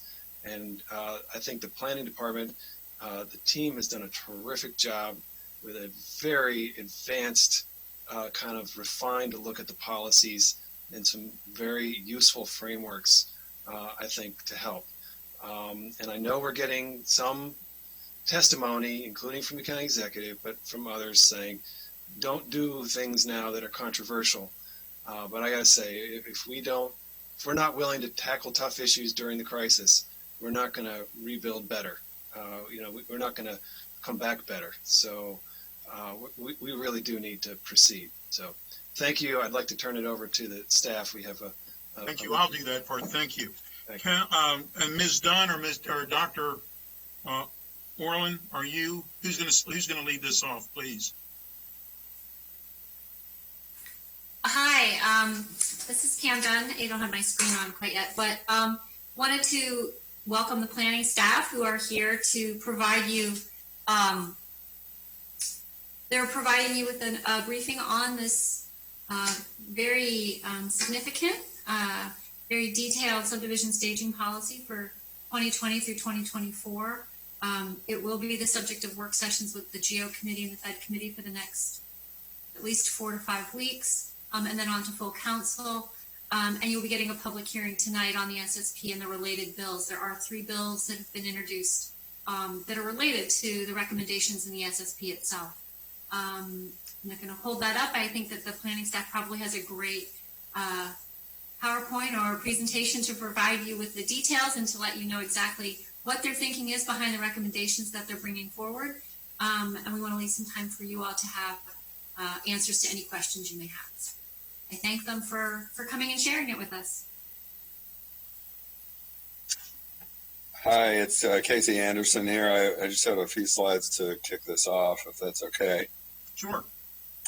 I want to bring you back to an updated version of a slide I've shown many times to all of you and in front of many audiences, which I think really bears, again, repeating, that we are just not producing enough housing. This slide shows number of residential dwelling units permitted every year since 1980. And what you can see here is we've updated this through year-to-date 2020.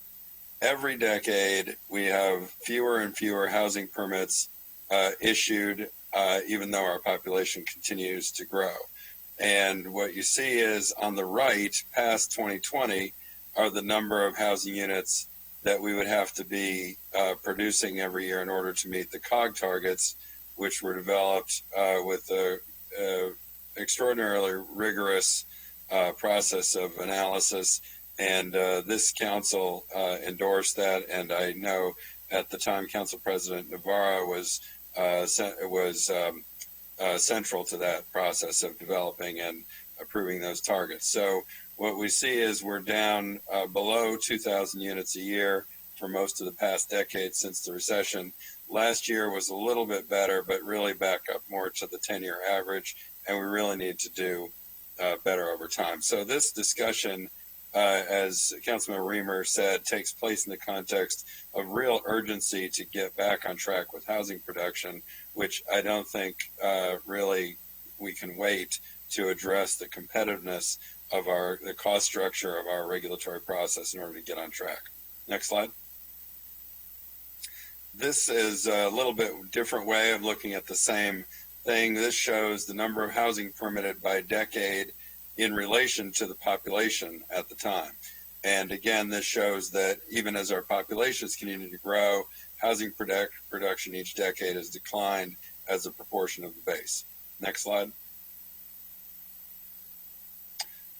This compares us on that same metric to other jurisdictions in the region. As you see, from over the last 4 years, the District of Columbia has issued almost 25,000 building permits in relation to its population, which is now, I think, in the neighborhood of 800,000 people, is the highest in the region.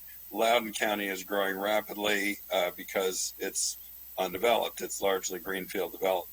But we compare unfavorably to all of our peers in the region. Fairfax is really in the same boat, but we're all behind the 8 ball in terms of producing housing. Next slide. This takes place in the context of a lot of complicated factors, including construction costs, availability of skilled labor, availability of land, etc. I wouldn't suggest that it's all about impact fees or taxes, but it's impossible to ignore the fact that we have among the highest school impact fees in the entire region. You see some of the comparisons there to elsewhere in the region. The only one that's higher across the board than Montgomery County is Loudoun, which again is a greenfield area, which I think is the exceptional case. And I would also observe that none of the area jurisdictions, including Loudoun County, impose a moratorium on development as a way of addressing school capacity. None of them. We are alone among our peers in the region. And when we invited a UL to assess our impact fee regime they were all remarking that they really could not understand where this idea of a moratorium come from. They said that they were not aware of any other jurisdiction that imposed a moratorium as a growth management tool. So with that, I think that sets the table for the discussion that will come, and I hope you'll agree that we've come up with a reasoned and principled way to end the moratorium policy in all but a very limited set of cases, and to create a pathway to make our impact fee structure more cost competitive so we can produce more housing at more affordable prices. Thank you very much. Who else is going to lead this off from planning? I'm here. Just if you thought that we were done and that was it, it's not. There's a lot here to talk about. So for the record, I'm Jason Sartori. I'm the chief of the Countywide Planning and Policy Division at the Planning Department. And I'm going to go a little bit more in depth into some of the recommendations and also try to give you a little bit of background on the policy and what brought us to where we are today in the recommendations that the Planning Board has sent along to you. So this shows you the outline. I'm going to try to focus in on some of these key Planning Board recommendations and then summarize some of the other ones. It's not that these others are not important. It's just that we realize we have a limited amount of time and a lot that is here, and we look forward to the work sessions to go into more detail.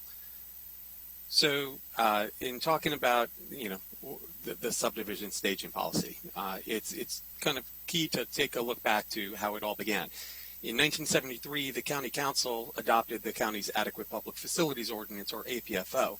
The policy today states that the Planning Board can only approve a new development project if it finds that the public facilities will be adequate to support the project. The main focus is on transportation and school facilities, although it also makes reference to water and sewer and emergency services. The SSP, or Subdivision Staging Policy, is the set of policy tools that implement the APFO, and it establishes the standards by which we measure infrastructure adequacy. So I wanted to highlight some of those key tools that we have at our disposal. One tool that that currently characterizes the subdivision staging policy is the development moratorium. A moratorium prohibits the Planning Board from approving new development in areas that exceed infrastructure adequacy thresholds that are established in the SSP. When the moratorium was first conceived, it was considered an innovative solution. It worked well given the type of development that we were experiencing at the time, and that is largely greenfield development in areas without any infrastructure at all.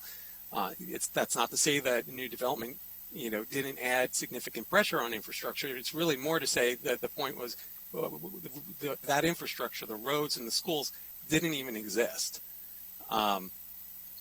Transportation-based moratoria did exist for many, many years.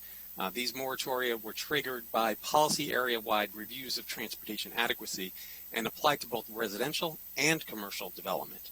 And many people point to years of development moratoria in the East County through the 1980s and 1990s as the reason why that part of the county missed out on the boom, the booms that many other parts of the county experienced at that time. East County continues to suffer the lingering effects of these moratoria, and when we talk to East County residents and other local stakeholders, they are clamoring for investment in their area. In 2003, the County Council, I think, was pretty forward-thinking and decided to eliminate the policy area test and with it the transportation-based moratoria. And so we have not had a transportation moratorium policy in place for 17 years. But as you know, our school-based moratoria continue to this day. And these moratoria only apply to residential development, but in FY20, as this map shows here, everything in red and pink, 12% of the county's county-controlled land area was in moratorium. But even more concerning was the fact that the moratoria covered large shares or the entirety of most recently adopted master plans. For the most part, we believe that the moratorium is a tool for a bygone era, that it actually causes more harm than good to the county. And we'll talk about this more in a little bit because eliminating the moratorium for the vast majority of the county is a key recommendation, a key component of the Planning Board's recommendation. Other key aspects of the policy relate to mechanisms for funding the needed infrastructure and infrastructure improvements. When the County Council eliminated the transportation moratoria in 2003, it wasn't initially replaced by another area-wide adequacy tool.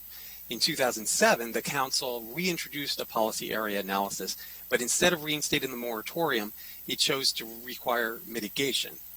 Mitigation payments could be required by the Planning Board to lessen the impact of new development on already failing infrastructure. And mitigation is part of the SSP, and therefore it must be included in the SSP resolution.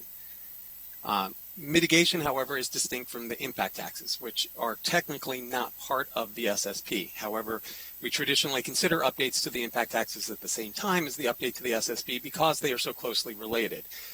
Impact taxes are collected from developers by the Department of Permitting Services to help cover the costs of providing public school and transportation facilities. By law, there must be a nexus between the measured impact of the development and the required payment. Another source of infrastructure revenue with regard to schools is the recordation tax. Like impact taxes, the recordation tax is not technically part of the SSP, and the authority to levy a recordation tax is granted to the county by the state. And like the impact taxes, the details of the recordation tax are included in Chapter 52 of County Code. The recordation tax is a transfer tax that is paid on the sale of real property, and it's essentially based on the value of the property. Today, a portion of the recordation tax already helps fund the MCPS Capital Improvements Program. So now I'm going to talk a little bit about, to real quickly highlight the scope of our update this year and some of the process that we incorporated. In 2016, the update to the SSP included fairly extensive changes to the transportation, how transportation adequacy is measured. In contrast, this year's scope on the transportation side was fairly focused on two ideas. First, we were looking to incorporate Vision Zero safety objectives into the LATR, or our local area transportation review process. That's the process by which we evaluate the adequacy of our transportation infrastructure. The second was to reintroduce a policy area analysis that would be used to evaluate how a proposed master plan maintains balance between the area's transportation capacity and land use travel demand. When the council eliminated the policy area review last update in 2016, it left the planning department with limited tools in order to evaluate master plans. Those tools include the ones that we use for evaluating development applications, which is the LATR process. But unlike the transportation element, the schools update has been quite extensive. No aspect of the existing policy was considered sacred. We really looked at every aspect and said, and questioned whether or not it was effective under the county's current growth paradigm. And part of that paradigm is the fact that we are no longer growing the way we were in 1973. We also wanted this update effort to be both data-driven and stakeholder informed. And so we set out to better understand how different neighborhood characteristics and how different types of development have different impacts on student enrollment. And then we engaged people in conversations about these data. For the first time ever, we created a schools technical advisory team, or we called it the STAT, which met to review the data and discuss potential policy implications. The STAT met 6 times between October and February, and then we held 5 roundtable discussions to dig deeper into the policy. These included one for Up County residents, one for East County residents, one in Rockville in conjunction with MCCPTA, one in Silver Spring with developer interests, and then one with county planning staff who use the policy on a daily basis. Our data analysis revealed that what we had long suspected in a lot of cases, that the vast majority of enrollment growth county-wide comes from turnover of existing single-family neighborhoods, and that new multifamily units built in the last 3 decades or so generate far fewer students than older multifamily units do. Those older multifamily units tend to be larger. They have more bedrooms. They have fewer amenities, and they cost less. The data also showed that different parts of the county are growing in different ways, with different impacts on school enrollment. And so we attempted to take a more context-sensitive approach with this update to the policy. Another thing that we recognized was that this policy should do more to support the county's other policy priorities, such as achieving our housing goals. or increase in equity, or promoting economic development. In part, that is why we're also recommending the change in the policy name to the county growth policy. So I'm going to show some data, and some of you have seen this.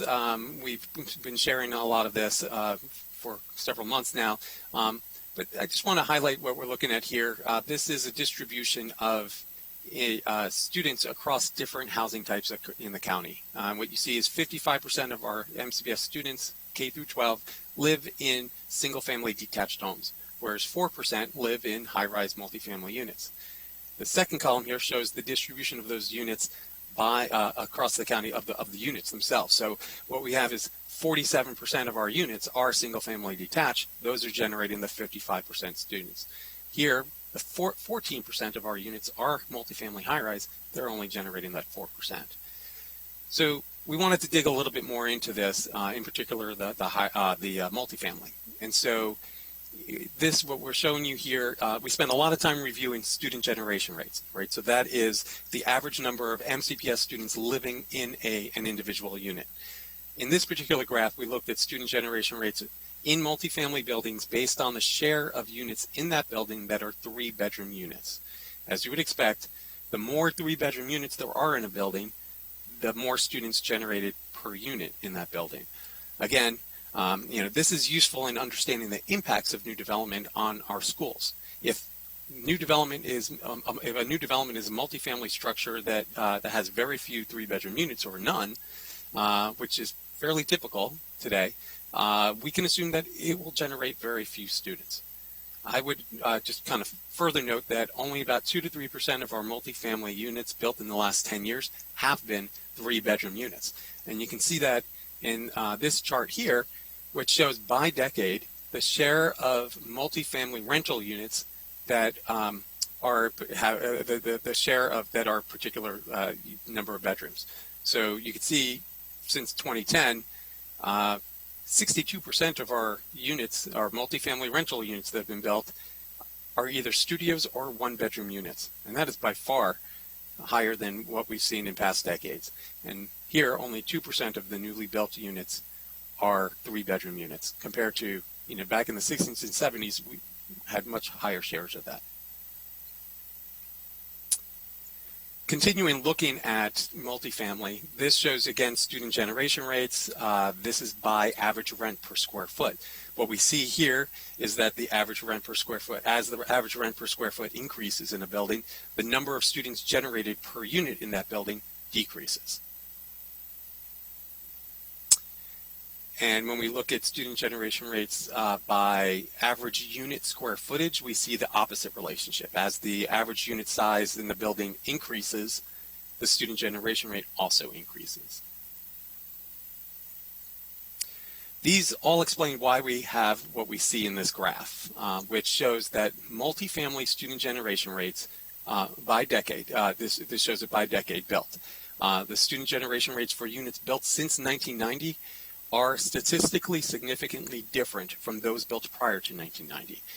In large part, this is due to the fact that those newer units are smaller, they have fewer bedrooms, and are generally more expensive.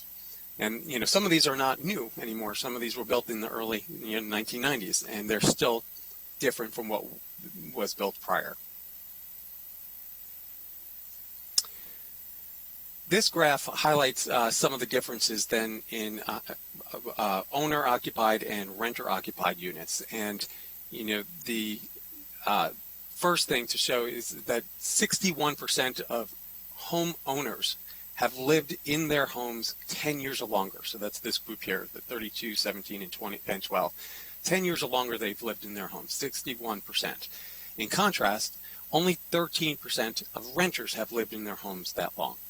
Meanwhile, 38% of renters have lived in their homes for less than 2 years, compared to only 10% of homeowners.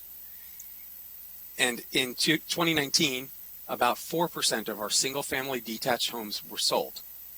So the turnover was only 4% of our single-family housing stock, whereas about 1/3 of all rental units changed hands. So what all of this means is that for an individual dwelling unit, the student and this here is a hypothetical graph of two individual units, one being a single family unit, one being a multifamily unit. The student generation rate for a renter occupied unit is generally steadier over the long haul, right? Because they turn over often before they generate a significant number of students. Meanwhile, the student generation rates for an owner occupied unit are much more cyclical because people stay in them longer, so they experience the full life cycle of a student, or if you will. And so, you know, a single family home is going to generate students right away, and then for long periods of time will likely not. That's not to say that every home experiences it like this, or that every apartment experiences it like the orange here. So this was consistent, that hypothetical is consistent with what, you know, we should see here, which this now is actually kind of reversed. So the more recent year is here, 2018, is what this shows is one of the strongest indicators of whether or not a single family home has a student in it is how recently it's been sold. In other words, a home that was recently sold is very likely to generate students whether that home was just built or if it was built 70 years ago. What these data also show is that you know, it increases steadily for the first few years after a home's been sold, but then right around 12 or 13 years is when it hits its peak, and then it starts to come down, and it drops down pretty precipitously. And so when you combine this and our understanding of this with what we saw in the previous graph on how frequently homes are owner-occupied homes are sold, it helped explain this pie chart here. So what we're showing here is our single-family detached homes by number of students that reside in them. And what was kind of shocking to us when we first looked at this is that nearly 3/4 of our single-family housing stock doesn't have a single MCPS student in them at all. Among the 27% that do, on average, they have 1.7 students each. And you can see here that we've got 13% that have 1 student, 10% with 2, 3% with 3, and 1% of our single-family detached homes have 4 students or more in them. But the big takeaway here is this 3/4. So now we incorporate this into this graph that I showed you originally, right, where we said 47% of the dwelling units were generating 55% of the students. Well, in reality, when you take out all of those single-family detached homes that aren't generating any students, it's really only 13% generating 55% of our students, compared to, again, 14%, a larger supply of our multifamily, generating only 4% of our students. So, again, this is kind of, we're trying to understand the implications of what this means about how we grow and its impact on enrollment. So we then tried to take a closer look at that, specifically the impact of new development versus turnover. So this bubble graph shows 3 different dimensions. Across the bottom, we have the total number of units built between 2011 and 2015. Each bubble represents a school cluster. Okay. On the left-hand side, we show the single family share of the units that were built. So we have Gaithersburg the Gaithersburg cluster leading the way over this 5-year period of having the most units built, but they were largely multifamily. The higher you go up on this scale, the higher the share of single-family units. So these generally all had 100% of their new growth came in the form of single-family. The size of the bubble represents the number of students residing in those new units. And when we looked at this, we kind of identified 3 groupings. The first, this group up here in the top left, were clusters where we saw very little new growth, generally little new growth, but what we did see was mostly, if not entirely, single-family development, and they're generating a good number of students, because if you compare something like Kennedy here to Gaithersburg, this bubble's actually larger, but this is for just over 500 students, 500 units being built. This is for 3,000 units. So that second group was what we see across the bottom, which are we had varying amounts of growth, but most of the growth was multifamily, and they're generating on a per unit basis very few students. And then we had Clarksburg, which really kind of stood out by itself as an area where we were seeing a lot of new growth and a lot of new housing growth, mostly single family, and it's generating a lot of students. And the one thing for those of you who have seen this before that I've changed with this one, I highlighted two, Quince Orchard and Richard Montgomery, because these are the two clusters that today are in moratorium. Now, this is a different time period, but just it's still kind of reflective of, we're not talking new development generating a lot of new students, but Richard Montgomery here is in moratorium today. So looking at that same set of data from a countywide perspective, many of you were familiar a few years back, we kind of did a back-of-the-envelope analysis of 6 clusters that were at risk of going into moratorium and tried to understand how much of their enrollment growth that they had experienced over a period of time came from new development. Well, now we did that countywide. And what we're looking at here first is that 63% of the units that were built between 2011 and 2015, 63% of them were multifamily units, and we're not talking about a small amount. It's over, it's over 10,000 units here. And over that same time period, only 4.3% of the enrollment growth countywide could be attributed to those 10,000 multifamily units. Overall, when you count in the single-family units, 23% of the enrollment growth countywide could be attributed to all the new units. And this means then that 76% of the enrollment growth that we experienced over this time period could be attributed to the existing housing stock. One other point on this is that when we looked at this at a more localized level, we found that the percentages really varied. There were some areas where the enrollment growth was almost entirely due to turnover of existing homes. And then there were places like we showed you with the bubble chart, Clarksburg, where we could more directly attribute enrollment growth to the new single-family units that were being built there. So with all of that background, I did want to highlight some of the key recommendations from the Planning Board. I mentioned earlier that we wanted to take a more context-sensitive approach, so I thought maybe first I would just give you a sense of what our context looks like today. We wanted to be more context sensitive on the school side in the same way that we are today already on the transportation side. But today on the school side, we apply one set of impact taxes countywide. We also apply one adequacy threshold countywide. Where we do add a little bit of context is with respect to how we estimate the enrollment impacts of new development applications or of our master plans. For this purpose, we use regional student generation rates. And the regions shown in the map here are based on cluster boundaries. Quite honestly, I mean, these clusters are arbitrarily placed in a region simply based on their geography.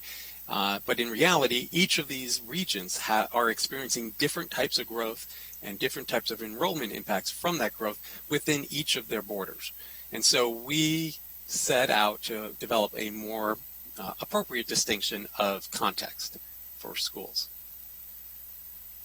Specifically, recommendation 4.1 reacts to much of the data that I just showed you and sets the foundation for many of the other schools-related recommendations and for several of our tax recommendations. We have classified county neighborhoods into what we are calling school impact areas, the designations of which are based on the same indicators that you saw on that bubble chart. The amount of new housing growth, the type of new housing growth, whether it's single family or multifamily, and the amount of enrollment growth being experienced in the area. These designations are not tied to school boundaries, but rather to our planning areas, which we then associated to census tract boundaries to be able to work with the data most easily.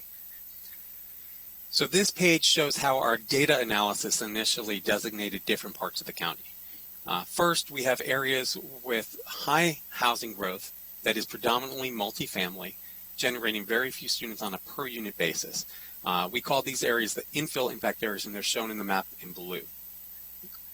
Then the vast majority of the county includes areas with low amounts of housing growth, where any enrollment growth that we're experiencing is coming largely, if not entirely, from the turnover of single-family homes.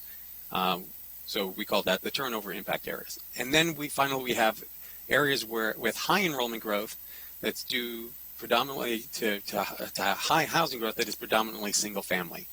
We call this area the Greenfield impact area because this is the part of the county where we're still experiencing growth that is most similar to the type of greenfield development we were experiencing when this policy was first created.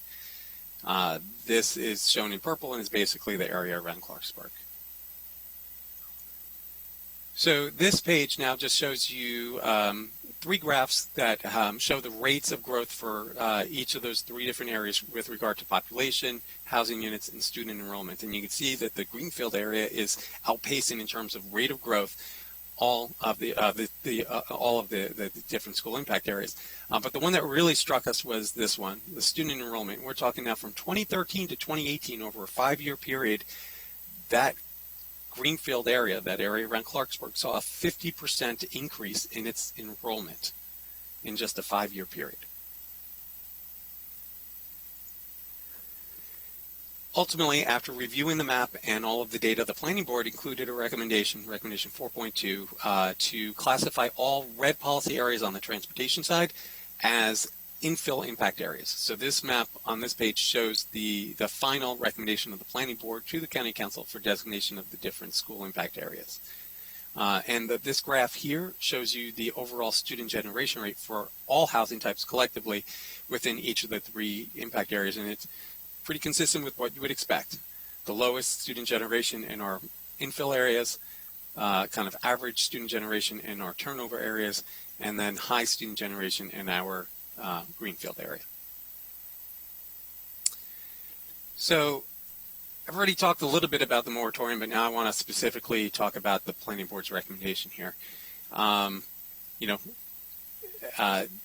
This is one of the places where we directly use the school impact areas. The recommendation is based on a belief that in most parts of the county, the moratorium does more harm than good.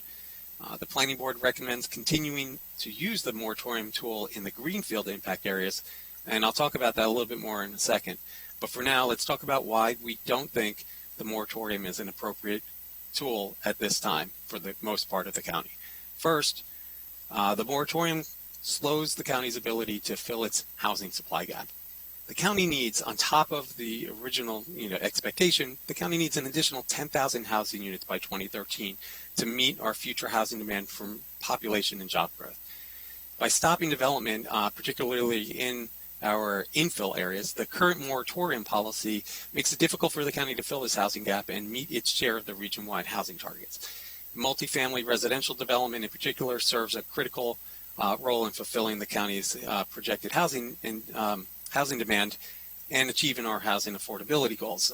The recently completed housing needs assessment showed that more than half of the new housing needed to accommodate new households between now and 2040 is projected to be multifamily rental housing. The moratorium also impacts housing affordability by restricting the supply of housing in the face of increasing demand for it. The moratoria apply upward pressures on housing prices and threaten the preservation of the county's affordable housing stock.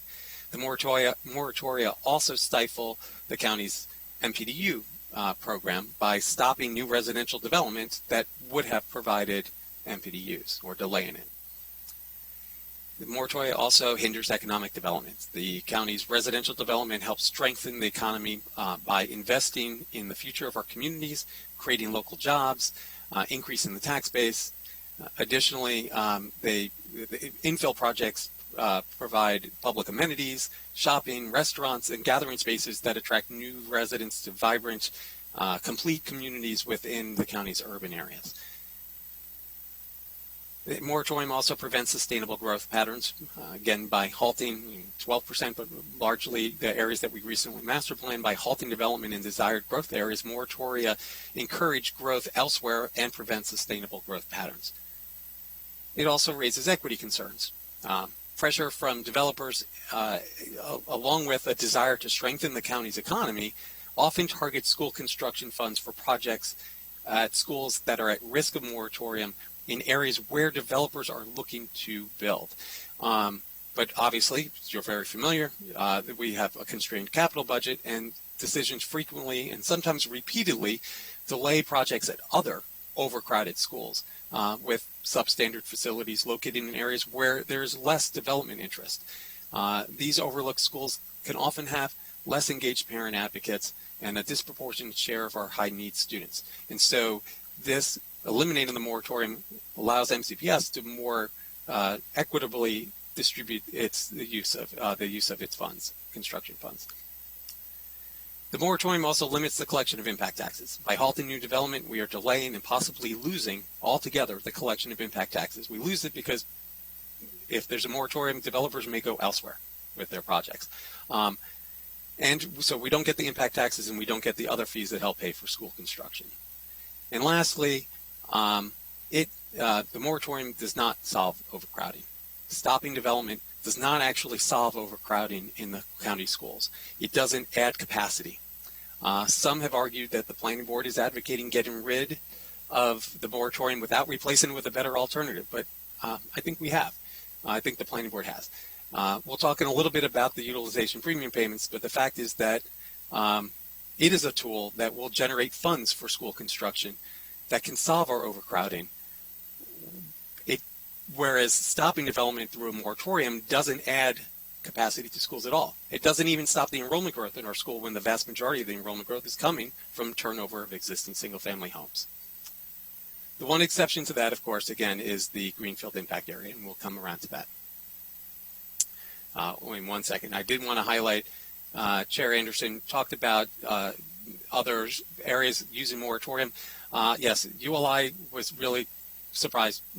It's not common. And in the research that we did, we looked at about 15 other jurisdictions that are similar to Montgomery County. Those outside of Maryland, none of them were using moratorium.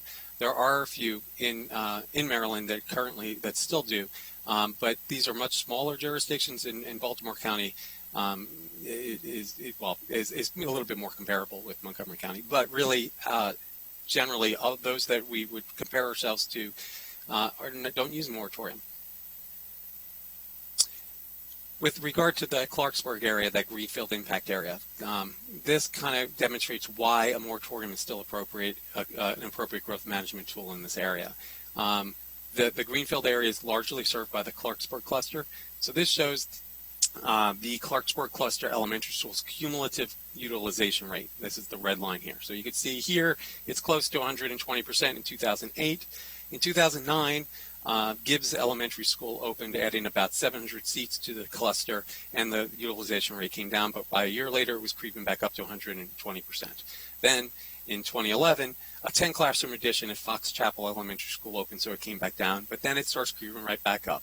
And then in 2014, Wilson Wims Elementary School opened up, and it crept down. It came down, and then it started creeping back up. And then what this doesn't show you is that in 2019, Snowden Farm Elementary School opened up in the cluster. And now the adopted CIP includes Clarksburg Elementary School number 9 to open up in 2023. So what you're seeing here is that MCPS simply can't catch up and can't keep pace with the enrollment growth that's being experienced in this area. And since we can trace that enrollment growth directly to new development of single-family homes, we believe a moratorium option in this area can still be effective. So obviously we bounce around here between recommendations. Recommendation 4.5 shows a couple of changes that relate to how the school test is applied and what adequacy thresholds are applied. First, the test is recommended to be conducted using 3-year projections, projections for enrollment and capacity 3 years in the future, as opposed to what is currently used, which are the 5-year projections. This was done for a number of reasons, including the fact that the 3-year projections are historically more accurate than the 5-year projections. Also, capital projects in the MCPS CIP that appear in the 5th and 6th year of the CIP are often delayed. Using a shorter time frame provides more of an assurance also that the planned capacity will be available then. It also ensures that we are always evaluating school capacity within the actual adopted CIP time frame. Right now, every other year in the off years of the CIP, when we do our school test, we're looking a year outside the CIP. Another change that is recommended is shown in the table itself, and that is that currently we have the moratorium triggered at 120% utilization. Under this new test, the moratorium would be triggered at 125%, but again, it would only apply in the Greenfield impact areas. So what we're doing as a replacement to the moratorium, we've introduced these utilization premium payments at the 120%, and they would apply across the entire county. And so I will talk a little bit more about those now. So this comes in recommendation 4.16. This will help provide the infrastructure needed by generating funding, unlike the moratorium, which doesn't. Some folks have compared this to the former school facility payments, so I wanted to highlight how this is a little different. The school facility payments kicked in at 105%, but it was required that the entire cluster collectively exceed 105%. The up payments or utilization premium payments use a 120% threshold, but in part it's because we're looking at individual schools. Another issue previously with triggering the school facility payments at 105% was that it collected small amounts of revenue that was earmarked for the cluster in which it was collected. But because MCPS doesn't conduct capacity studies or conduct or capacity improvements for schools or clusters that are at 105%, they need to get much more of a credit before they do. The money would just sit there and not be available to fund any real construction projects. So these new utilization premium payments would not be restricted, but could also be more easily used to fund solutions at the school because it would be triggered at a higher utilization rate where the school could use that. And then with regard to how these utilization premium payments are calculated, jumping ahead here. They are calculated based on a share of the standard impact tax rate, and so I'll talk about the impact taxes next. But this is based on the countywide student generation rates of between elementary, middle, and high school. So these are what the proposed utilization premium payments would be. Anytime a project goes forward in an area where the schools are overcrowded. In a way, this is like that mitigation payment that I was talking about before, that it is just the cost of doing business in an area that has exceeded the capacity thresholds that we have set. And you're going to help resolve that by paying a little bit extra. So now jumping to the impact taxes, school impact taxes, this recommendation 6.2 makes a few changes on how those impact taxes are calculated. First, instead of using the countywide student generation rates, the Planning Board is now recommending using generation rates that are associated with the school impact areas. So also, the rates are currently calculated applying a factor of 120%. So it means that the impact taxes are currently calculated 120% of the cost of a student seat. This recommendation resets that base or the standard rate to be calculated at 100% of the cost, except in what we are calling the desired growth and investment areas. This is where, not in the greenfield areas, but in the turnover and infill areas, a 60% factor would be applied, not to single-family homes, but to multifamily and single-family attached or townhouses. The point behind this is that we can use the tax policy, the impact tax policy, to direct growth to areas where we want to see it and with the types of development we want to see. And this kind of structure puts it in place for us to be able to use this for other future purposes. If we identify other types of housing that we may want, such as missing middle or something, that this could kind of fit within this type of structure. The recommendation is also to maintain the current 120% factor in the agriculturally zoned areas. This shows you what the school impact taxes would be under this, and this is based on a couple of things. First, those school impact area student generation rates. It's based on actual MCPS per student construction costs. And it's based on the type of housing unit that is being developed. And then within the desired growth areas versus the standard. And so again, with single family, there is no difference. It doesn't change with the desired growth areas, only for townhouses and multifamily. And this shows you down here where they are today, the impact taxes. And so I wanted to talk a little bit about this. What you'll see is that the impact taxes in most of the county are coming down from where they are today. And we think this is good for a number of reasons. And Chair Anderson talked about this a little bit already. First, we believe that the increased revenue from other recommendations, namely the the utilization premium payments, but also the recordation tax will more than offset the loss, the reduction in revenue that comes from the changes in the impact taxes. And we really encourage you to look at the entire package, the complete package. When the planning board did look at it in that way, they felt that this represented an appropriate redistribution of revenue source with respect to the school's construction funding, school's capital funding, given the impact that turnover has on enrollment compared to new development. That shift from impact taxes to recordation tax could also help to lower the cost of new housing. High impact taxes, although paid only once, get baked into the price of the home, adding tens of thousands of dollars to the price each time the home sells. If you can lower that impact tax by several $1,000s and replace it with an increased recordation tax that on the typical Montgomery County home sale would only amount to a few $100s, you'd be saving the buyer of those new homes thousands of dollars because of the impact tax reduction. And these changes are also much more equitable because the recordation tax is a progressive tax that is essentially based on the value of the property. In contrast, the impact tax on a $300,000 home is the exact same as the impact tax on a $2 million home. And finally, our impact taxes put Montgomery County at a competitive disadvantage compared to our neighbors. Aside from Loudoun County, as Chair Anderson commented on, by lowering our impact taxes, development and investment in Montgomery County communities will be more enticing and will be more likely to achieve our housing targets. In the end, the lower taxes and increased development may generate more in impact taxes for the county. We'll see how this all falls out.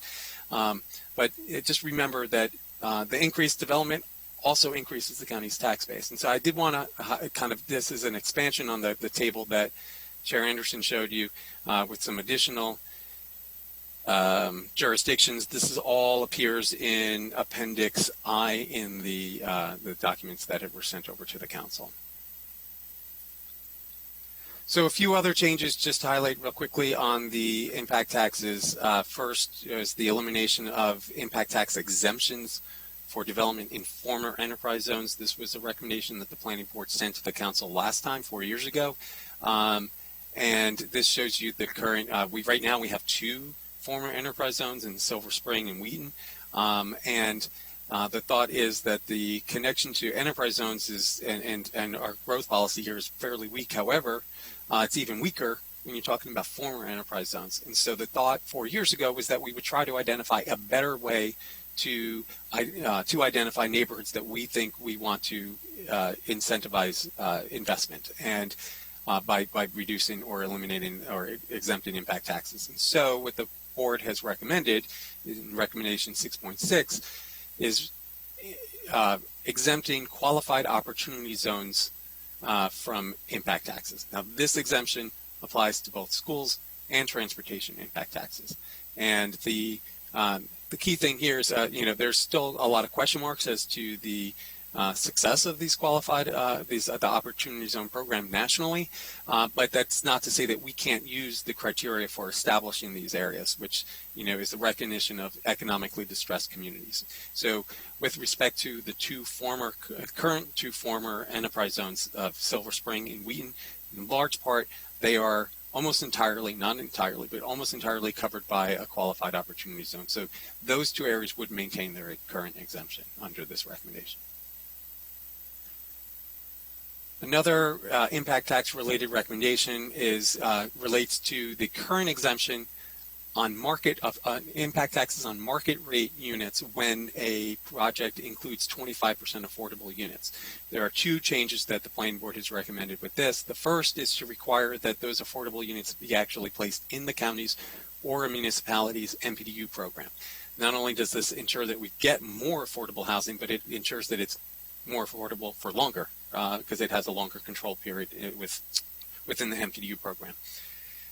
The second recommendation is to limit the amount of the exemption to the lowest standard impact tax in the county for the applicable dwelling type. And I can show you what that means in a second, but just the thought here is that that under the current policy, the exemption kind of provides a perverse incentive to take advantage of this in areas where the impact taxes are highest.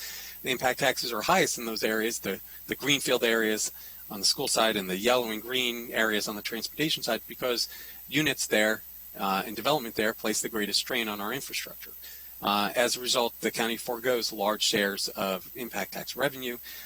This recommendation would equalize the benefit across the entire county by setting it equal to the lowest applicable standard impact tax rate for the housing type. And it means that development,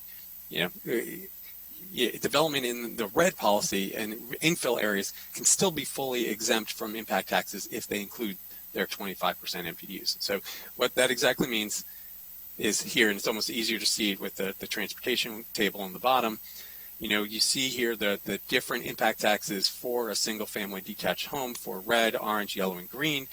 The exemption would not be 100% exemption. It would be based on whatever the lowest for a single family detached is across the county, which in this case is the red policy, would always be the red policy area, the 7838. And so that is the amount of the exemption all the way across the county. And the same thing is how this was applied to our school impact taxes. And then finally, one last recommendation related to revenue is the recordation tax, which I've already alluded to a little bit, but just to highlight the changes that are recommended. This tax today is already set up with a progressive structure with different tiers at which different rates apply.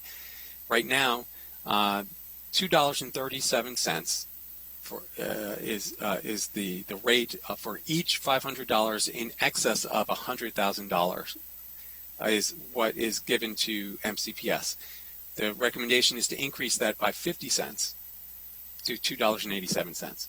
And then for the next tier, which kicks in at sales over $500,000, for each $500 increment, the board is recommending another 50 cents that goes to MCPS, the MCPS CIP.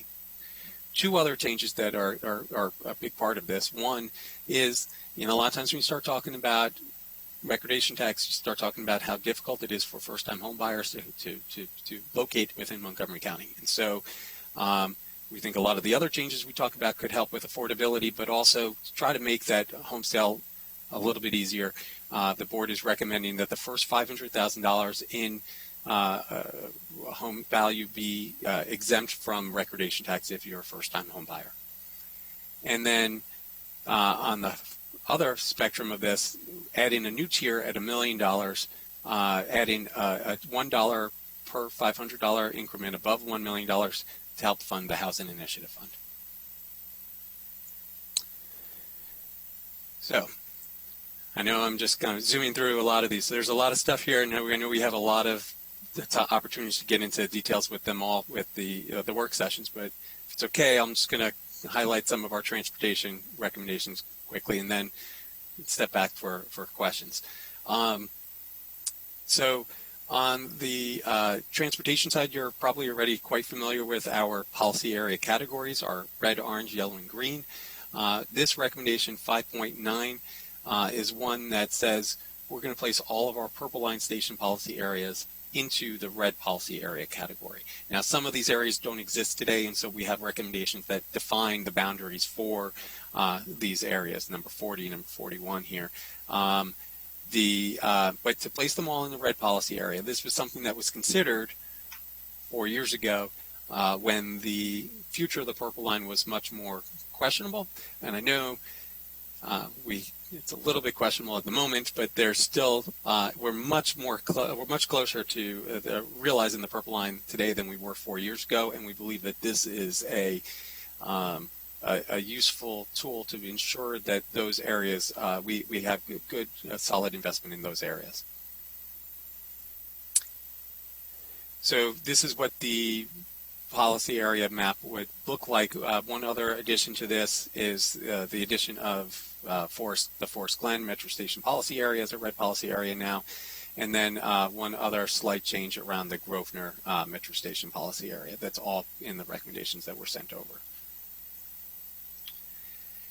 So one of the major recommendations on the transportation side relates to how the local area transportation review, or LATR, process is conducted.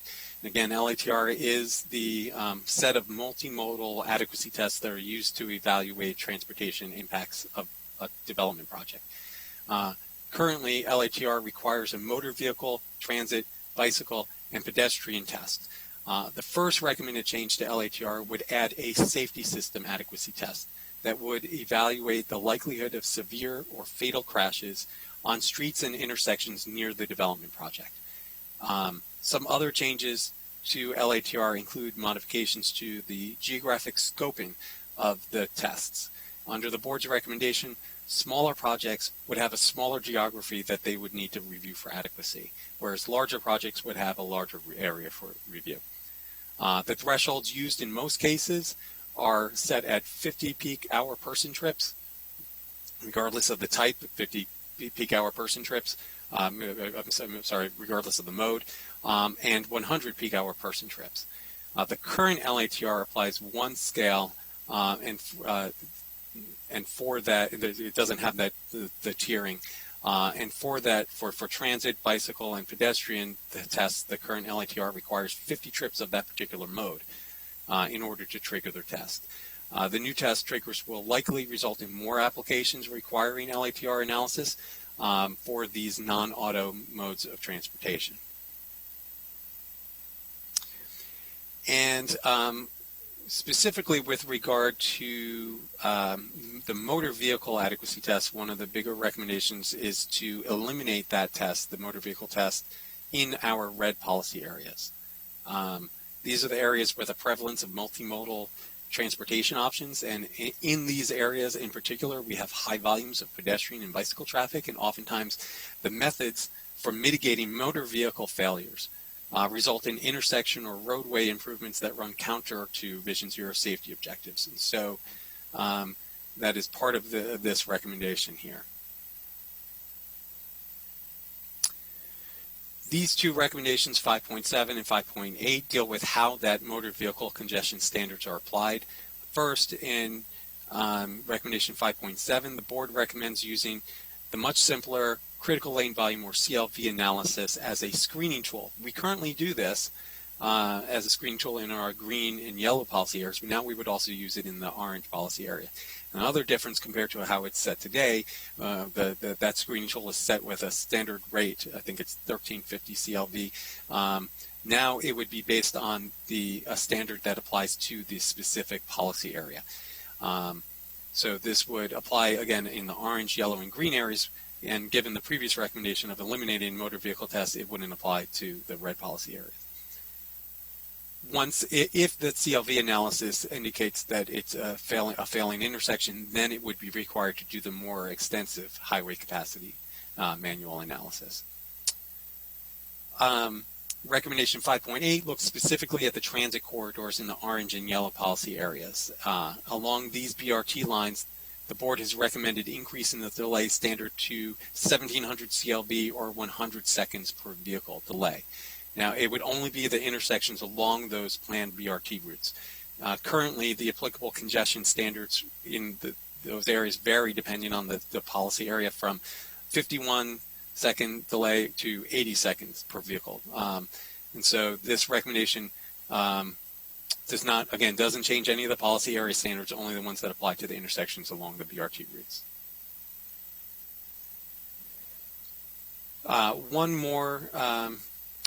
One more modification to how the motor vehicle adequacy test is applied relates to the prioritization of mitigation strategies. The first thing to note here is that this requires an acknowledgement that the developer must mitigate all failing adequacy tests, whether that's the safety test, the transit test, the bicycle test, or the pedestrian test, or the motor vehicle test. When it comes to motor vehicle mitigation, the planning board didn't want to have things prioritized that could run counter to mitigation that's being provided, or even if there's no mitigation, just the safety aspects of those other tests, of the pedestrian and the bicycle tests. And so what we have here is that the first priority would be transportation demand management solutions that would reduce the vehicular demand that impact on an intersection from this development. The second is to receive payment in lieu of mitigation. So when a payment is received, it could be used by MCDOT for any improvement, including bike and pedestrian improvements. We would prefer this one over the next two options because these oftentimes run counter to Vision Zero safety objectives. And then the very last one that I want to highlight in somewhat detail is the policy name change. So, the changing the name from subdivision staging policy to county growth policy is not just a thing that was just thrown out there as something fun. This was something that we felt it was appropriate because the policy, it acknowledges the larger context within which this policy functions. We also think it's understandable, it's more understandable to the community, and that the change recognizes the direct relationship that this policy has on our efforts to achieve the type of development we desire in the areas we desire in. And it also kind of does a better job of tying the policy to other policy priorities that we have in the county. And so we at the planning department have fully embraced the referring to it as the county growth policy, which is somewhat a throwback to the old name, which was the annual growth policy. With that, I would say, there are many other recommendations in here. I've gone through a great deal of these already, but I just want to highlight that, I have all of these. We have slides on every single one of these, so as we go through this, if you have questions about something that I didn't talk about, should be able to pull up some information about it. If not, we will look, we look forward to getting into more detail as we go through the work sessions with you all. These are the Chapter 3, this is the name change and the schools recommendations in Chapter 4. Chapter 5 is where we have our transportation recommendations. You might be familiar with our mobility assessment report. We've decided to rename the travel monitoring report because it's more suggestive of the types of data that we're collecting. This kind of formalizes that we will do this now on a biennial basis. This recommendations 511 through 515, these are the recommendations for policy area review of master plans. These are not recommendations that are actually in the subdivision staging policy update, the county growth policy resolution. Typically, we haven't had information in there about how we evaluate our master plans. And so the thing is, we've always used the tool that was in the subdivision staging policy, and now that tool doesn't exist at a policy level. And we have good reason for thinking that we should be looking at a more policy area, a wide perspective when we are evaluating the transportation and land use balance of a master plan 20 to 30 years in the future. And so we just want to be able to identify what the key metrics we should be looking at would be. And those are 5 that we've recommended here. And then we've got our designations of different areas. And then finally our tax recommendations, which I highlighted almost every single one of these, a few that I didn't. And that is the whole thing. Are we done? I will stop sharing my screen, and I can always pull it back up if we need to. Okay. I just lost everybody here. Hold on one second. Very good. Well, thank you, Jason. Now, obviously, we will be discussing this many, many times over the next several weeks, I guess, and starting this evening with a public hearing. Councilmember Reamer, please. Thank you. Great presentation. Just really impressive. One of my colleagues texted me to say how impressive it is. So Jason and Lisa, thank you. But Casey, I just want to say thank you. Your chair, your terms as chair, I think this is one of the kind of culminations of years of expertise and confronting some big challenges in the county and thinking hard about how the county can really create better, more positive dynamics. And I think your recommendations here that you led the board in devising are just really strong. They're bold. And I think they're going to make a big difference. There's not a lot here that I disagree with, I have to say. So I'm really grateful for that. just wanted to briefly note for the record that I love the recommendation around opportunity zones and waiving the impact tax there. As you know, I have legislation that I have drafted that also waives the impact tax and opportunity zones. Didn't get a chance to put it in with COVID. You've got it here. That's great. I'm really pleased by that. I think it could really give a boost, especially to the East County, but also Montgomery Village, Germantown. There's some terrific places where that could make a big difference. And of course, downtown Silver Spring. But the general point I wanted to just make is that we need to have a more dynamic economy in this county. We need stronger growth in our housing to support stronger growth in jobs and commercial growth. And the two are very much related. I think, Casey, you've been making that point all throughout your time here, that the two are very much related. But, you know, we have a real problem. We have not, as is well known in this county, we are aging, but we have not captured our share of growth of young people, of young workers, of young families. I got a presentation the other day I thought was just so compelling that in the 90s, in the 80s and 90s, Montgomery County was the place that young families moved to, in the Washington region. And that's really not the case anymore. And part of the reason why it's not the case anymore is that there's not enough new housing coming in, and there's not enough places that younger workers want to be. You know, we have some great successes, but we don't have nearly enough. And the places that people want to be are created often by new development. It's retrofitting Rockville Pike. It's retrofitting Grosvenor Metro. It's retrofitting downtown Silver Spring, Wheaton, Glenmont, through new development that creates these places that young people want to be, but a lot of other people want to be too.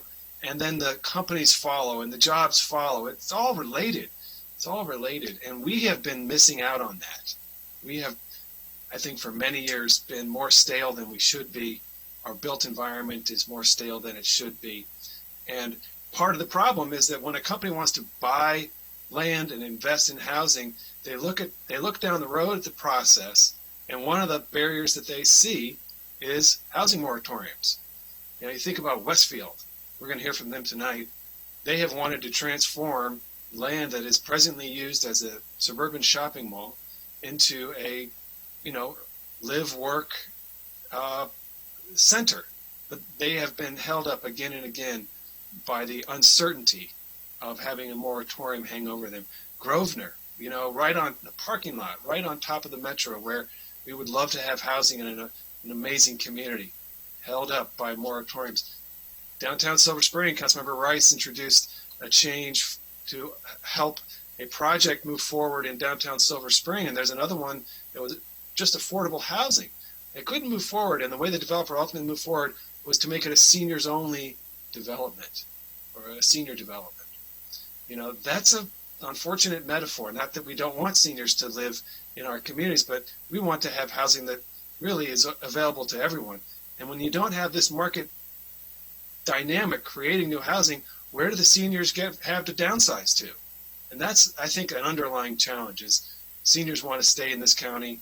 In order to do that, they need to have affordable places to downsize to, and that means you have to have new housing coming in, new condo buildings, new apartment buildings, and we can't get that. We're not getting that sufficiently with our current moratorium regime, impact tax regime, and other policy frameworks. So I think you've really I think you've hit it out of the park here, frankly, and I'm eager to take it up in committee. So that's my question. Thanks. Thank you. You're right. It's killing us. I just couldn't believe, I just have to say, I could not believe the county executive's testimony I saw tonight. It's amazing to me, the suggestion that we can afford to keep doing what we're doing.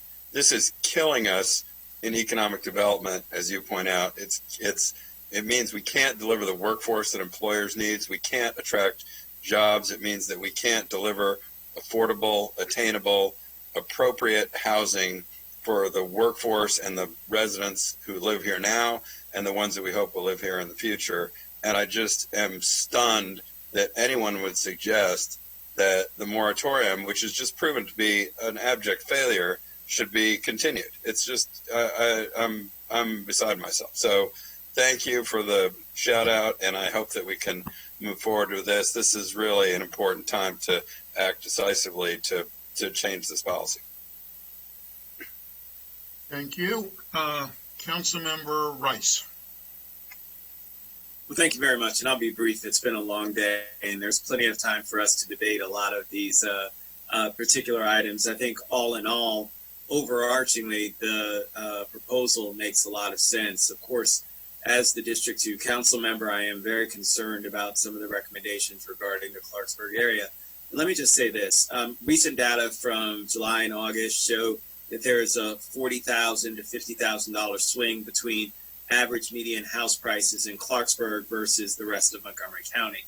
That says something about affordable housing and is not something that we want to make worse for families that are choosing to stay here in Montgomery County and for those who want to go to starter homes. Many know, and I've been very open about, my own journey here in the county, being born and raised here and buying our first home in Germantown, which was a townhome that we sold for a little over $300,000. Our first home was a little over $500,000, and we're not rich. We don't make a lot of money, and so when you start making those homes more and more expensive, it means people are taking second mortgages. Folks are deciding maybe to go a little bit farther north to Frederick instead.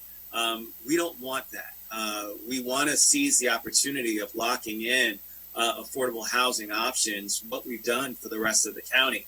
And I think when I first got elected, I remember that it was one of the first things that happened that the county executive reached out to me and said, we've got this impact tax in Clarksburg that I think is going to be detrimental to Clarksburg's development and moving forward, and decided to veto that and eliminate that impact tax. And certainly something in which I think now the same thing needs to apply. There's no question we need to be concerned as chair of the Education and Culture Committee about school overcrowding, but at the same time, we also need to equally be concerned about housing. I think that we've been responsive. I think that the BUILD Act that's coming from the state is going to help to address a lot of the issues of overcrowding and making sure that we have the right amount of school construction dollars coming in from the state.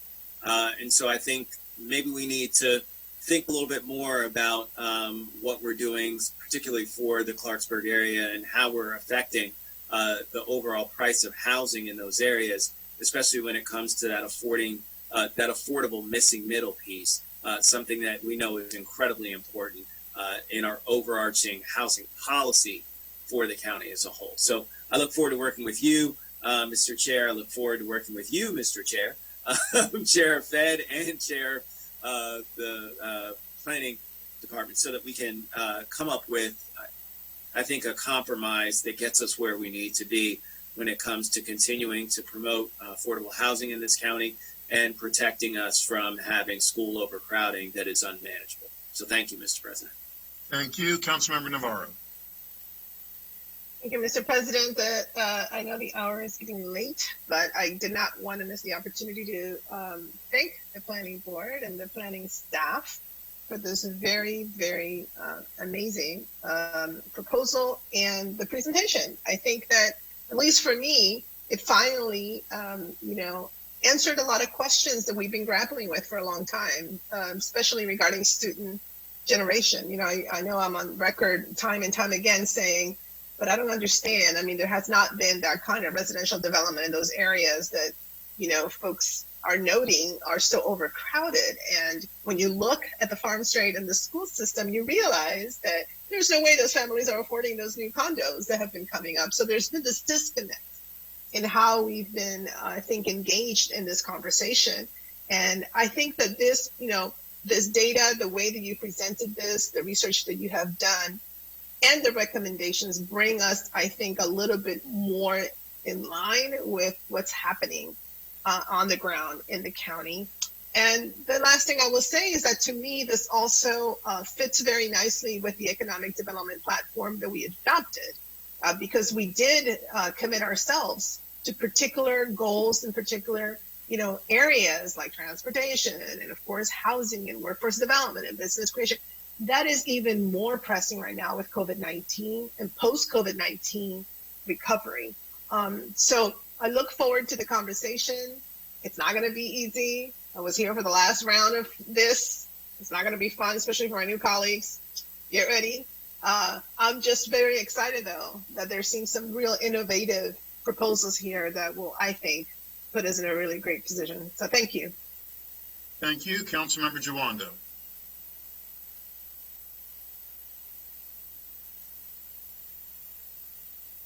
Thank you, Mr. President, and thank you to the planning board and the entire team. Congratulations for delivering the SSP. You get a brand new building. Hope you're enjoying it. Thank you all for all the hard work. I know a lot goes into this. I'm on the Fed committee, so we'll have a lot of time to talk about this. I've had various briefings from you all and others. I just did want to make a couple of points. I do think this is really, really important as we're at the same time trying to do the general plan, at the same time trying to make sure we come out of COVID the right way. And you could add probably, 100 other things to at the same time at this moment of what's going on and what we're trying to consider about the future of Montgomery County. I think the data you present, particularly around student generation, raises a whole slew of policy questions that aren't appropriate or all going to be able to be addressed in the SSP or the county growth policy or the, whatever we call it, the throwback name. One of which, is that I'm really thinking about, and I want to make sure that take this opportunity to frame for the public and for my colleagues, is the turnover areas. As Councilmember Rice was mentioning, I've been here my whole life. I rented in downtown Silver Spring, right next to the metro, for a long time. And as we sought to grow our family, we bought a house in a residential part of the county, in East County, that was from original homeowners and built in a single family home that was built in the 1960s. And their kids had grown and gone. And then we, as Chair Anderson said to me the other day, then we immediately began to crowd the schools by having children, but doing what people do. And so I think it always made sense to me, and I never got the claim that I knew that was happening because I have friends and I see it happening. That's what's happening. People move out. That's a pattern that I think has been pretty consistent here in Montgomery County, and it's something that people aspire to. And so when you look at that, when you say that these high-rise multifamily properties are not generating students, yes, I agree. And when you look at the size of the units being built, the studios and the one-bedrooms and the cost, yes, I agree.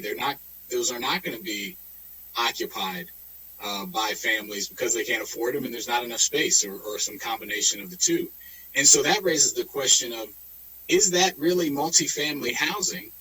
And is that, to what extent and where and how do we want to incentivize that type of building and provide breaks for those types of building without controls for size of units and affordability and the like? And I think things that aren't necessarily addressed in the SSP, and some are tangentially. And I think while we have a growing single population, and that that's a important population too, I think we need to wrestle with those questions at the same time. And I think this opportunity to do the SSP will allow us to address some of those concerns and the interplay of other policies like we have, like was mentioned about the 25% affordable housing and not having to pay taxes as well. And so I just want to make sure that we are broadening this a little bit and not having such a narrow view, because this is very important data. These are very important considerations.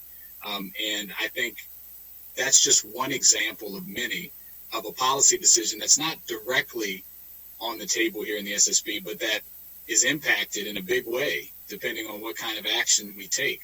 And so I just want to raise that for my colleagues and for the public, and I look forward to the discussion in committee. Thank you, Mr. President. Thank you, Councilmember Friedson. Yes, very briefly, it has been a long meeting, and I know that we are spending almost the entire month in my two committees, the GO committee and the Fed committee, since there's an impact tax, major implications here as well. And so I will be, I have my seatbelt on, Madam Chair, and I am ready for the ride here, because this is one of the most substantive and important things that we do at the council. I think it is important to point out that this isn't a question of if we grow, it's a question of how we grow. And as we talk about moratorium, and as we talk about what is going to be called the growth policy, growth is happening, growth is inevitable. The question is where, what type, how, who can and who can't afford it.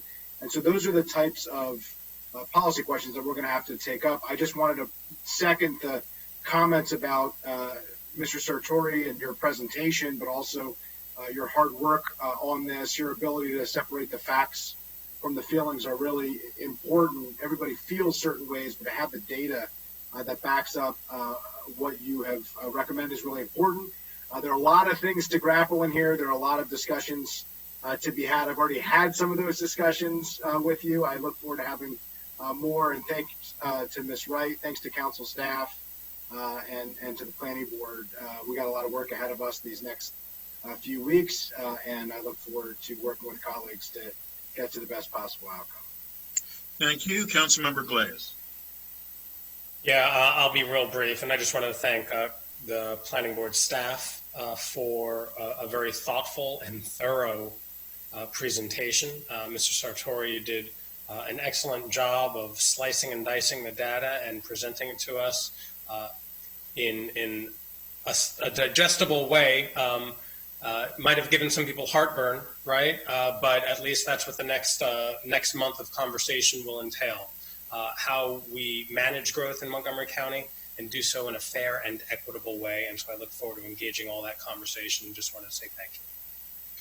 Thank you. And I too want to join that chorus and thank Mr. Anderson and the entire planning board, and Mr. Sartori, certainly you specifically, and others from the planning staff for all your hard work.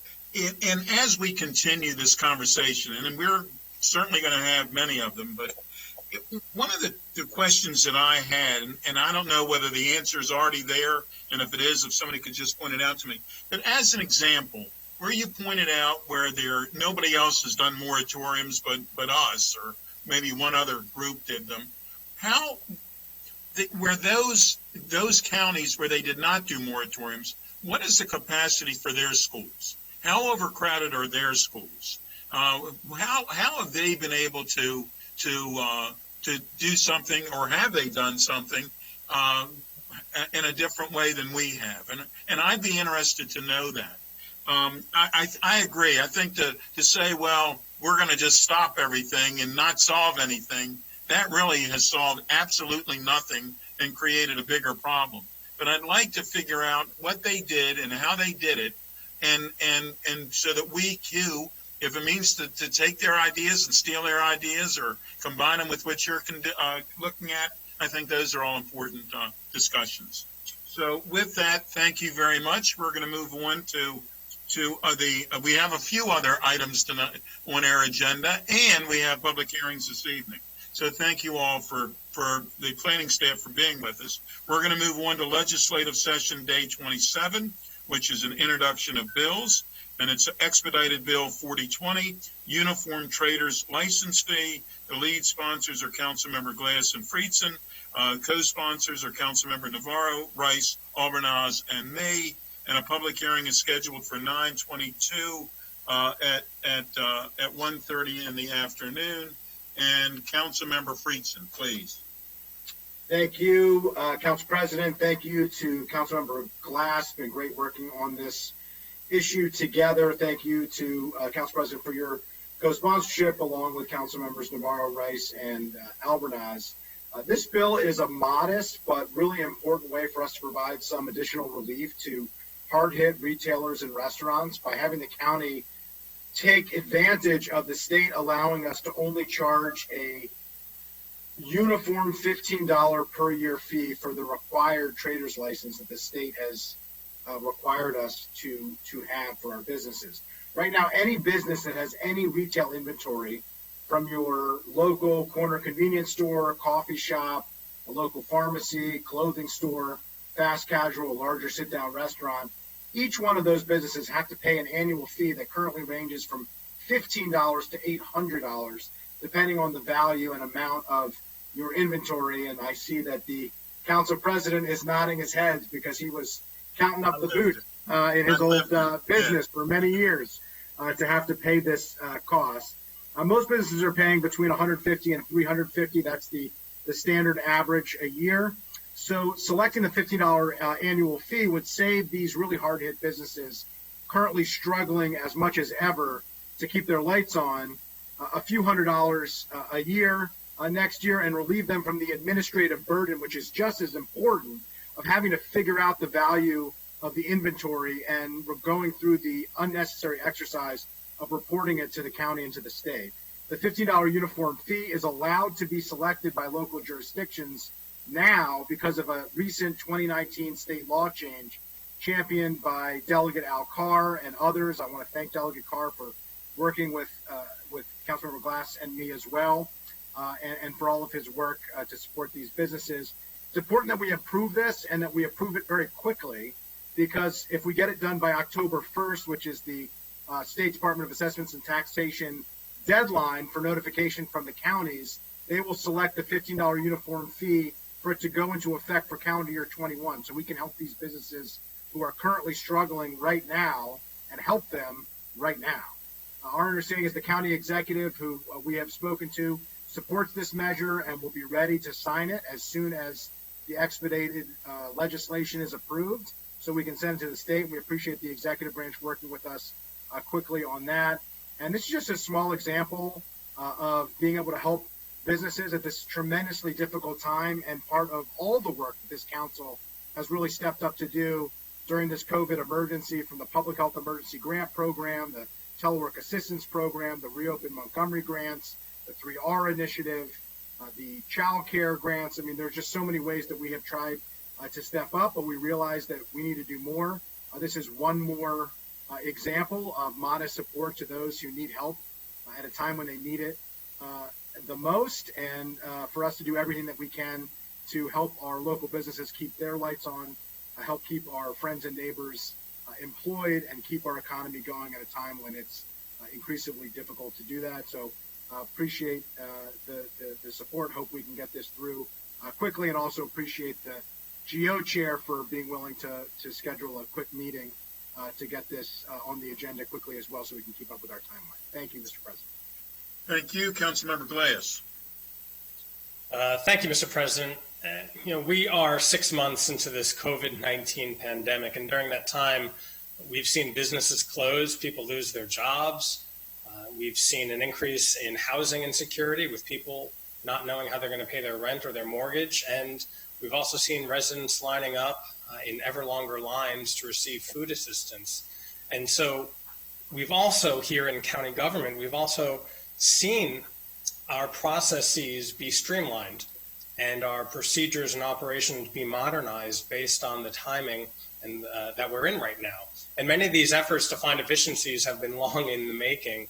And while it's unfortunate that these challenges were made to meet this unsettling moment that we're in right now, many of these changes are things that we should embrace and retain in the new normal that is to come. And so toward that end, I'm pleased to introduce with my colleague, Councilmember Friedson, Bill 4020, which would modernize our business practices. And quite frankly, this legislation is going to save mom and pop retail stores and restaurants hundreds of dollars a year from government fees, and will help level the playing field between them and some of the large national restaurant chains and retailers.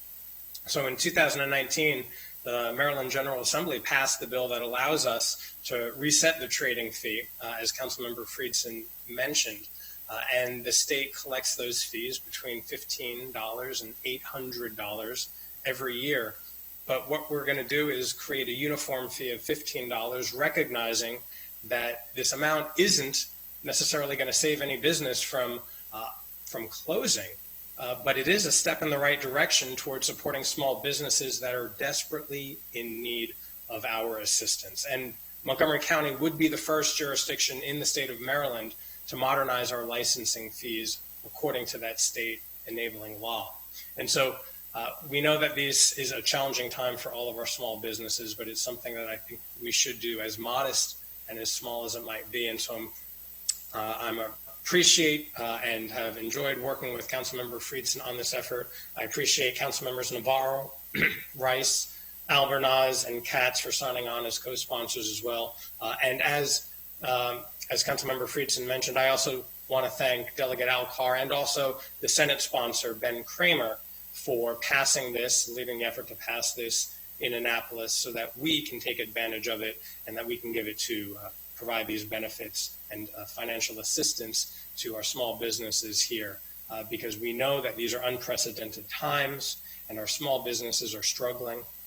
And a measure as modest as this is something that we can do right away. So thank you, Mr. President, and I yield back.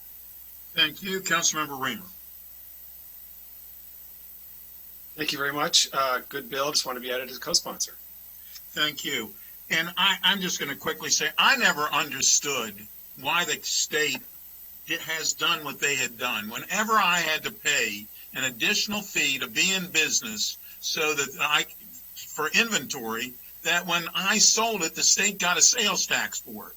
To me, they should have always wanted me to have more inventory than to always limit what I had, because I didn't want to pay the extra fees. So it just never was logical to me. I think this is a right step in the direction. And I have to tell you, it's not going to save a business. It'll make a business feel a little bit better. It'll let them understand that we're with them. And so I appreciate that, and I'm proud to be a co-sponsor, and I thank both of the lead sponsors and the others on it. Next, we're going to move on to the district council session, which is just an announcement that the public hearing on the planning board draft amendment for the Mesropian House Amendment to the master plan for historic preservation is scheduled for October 20th, 2020 at 1:30 p.m.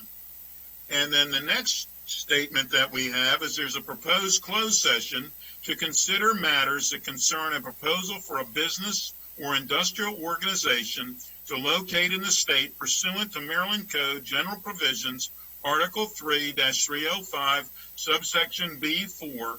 Topic is location of a business in the county. We need a motion to have a closed session. So moved. So moved. It was so moved by Councilmember Reamer and seconded by Councilmember Rice, or who knows who else. But anyhow, it's been moved and seconded. All those in favor, please raise your hand. And that carries unanimously. Thank you very much. We are going to adjourn this meeting. We're going to have our closed session. And then this evening, we will be back to see everyone at 7:30 this evening, where we have 4 public hearings. Thank you very much. Council President, did you want to go in now?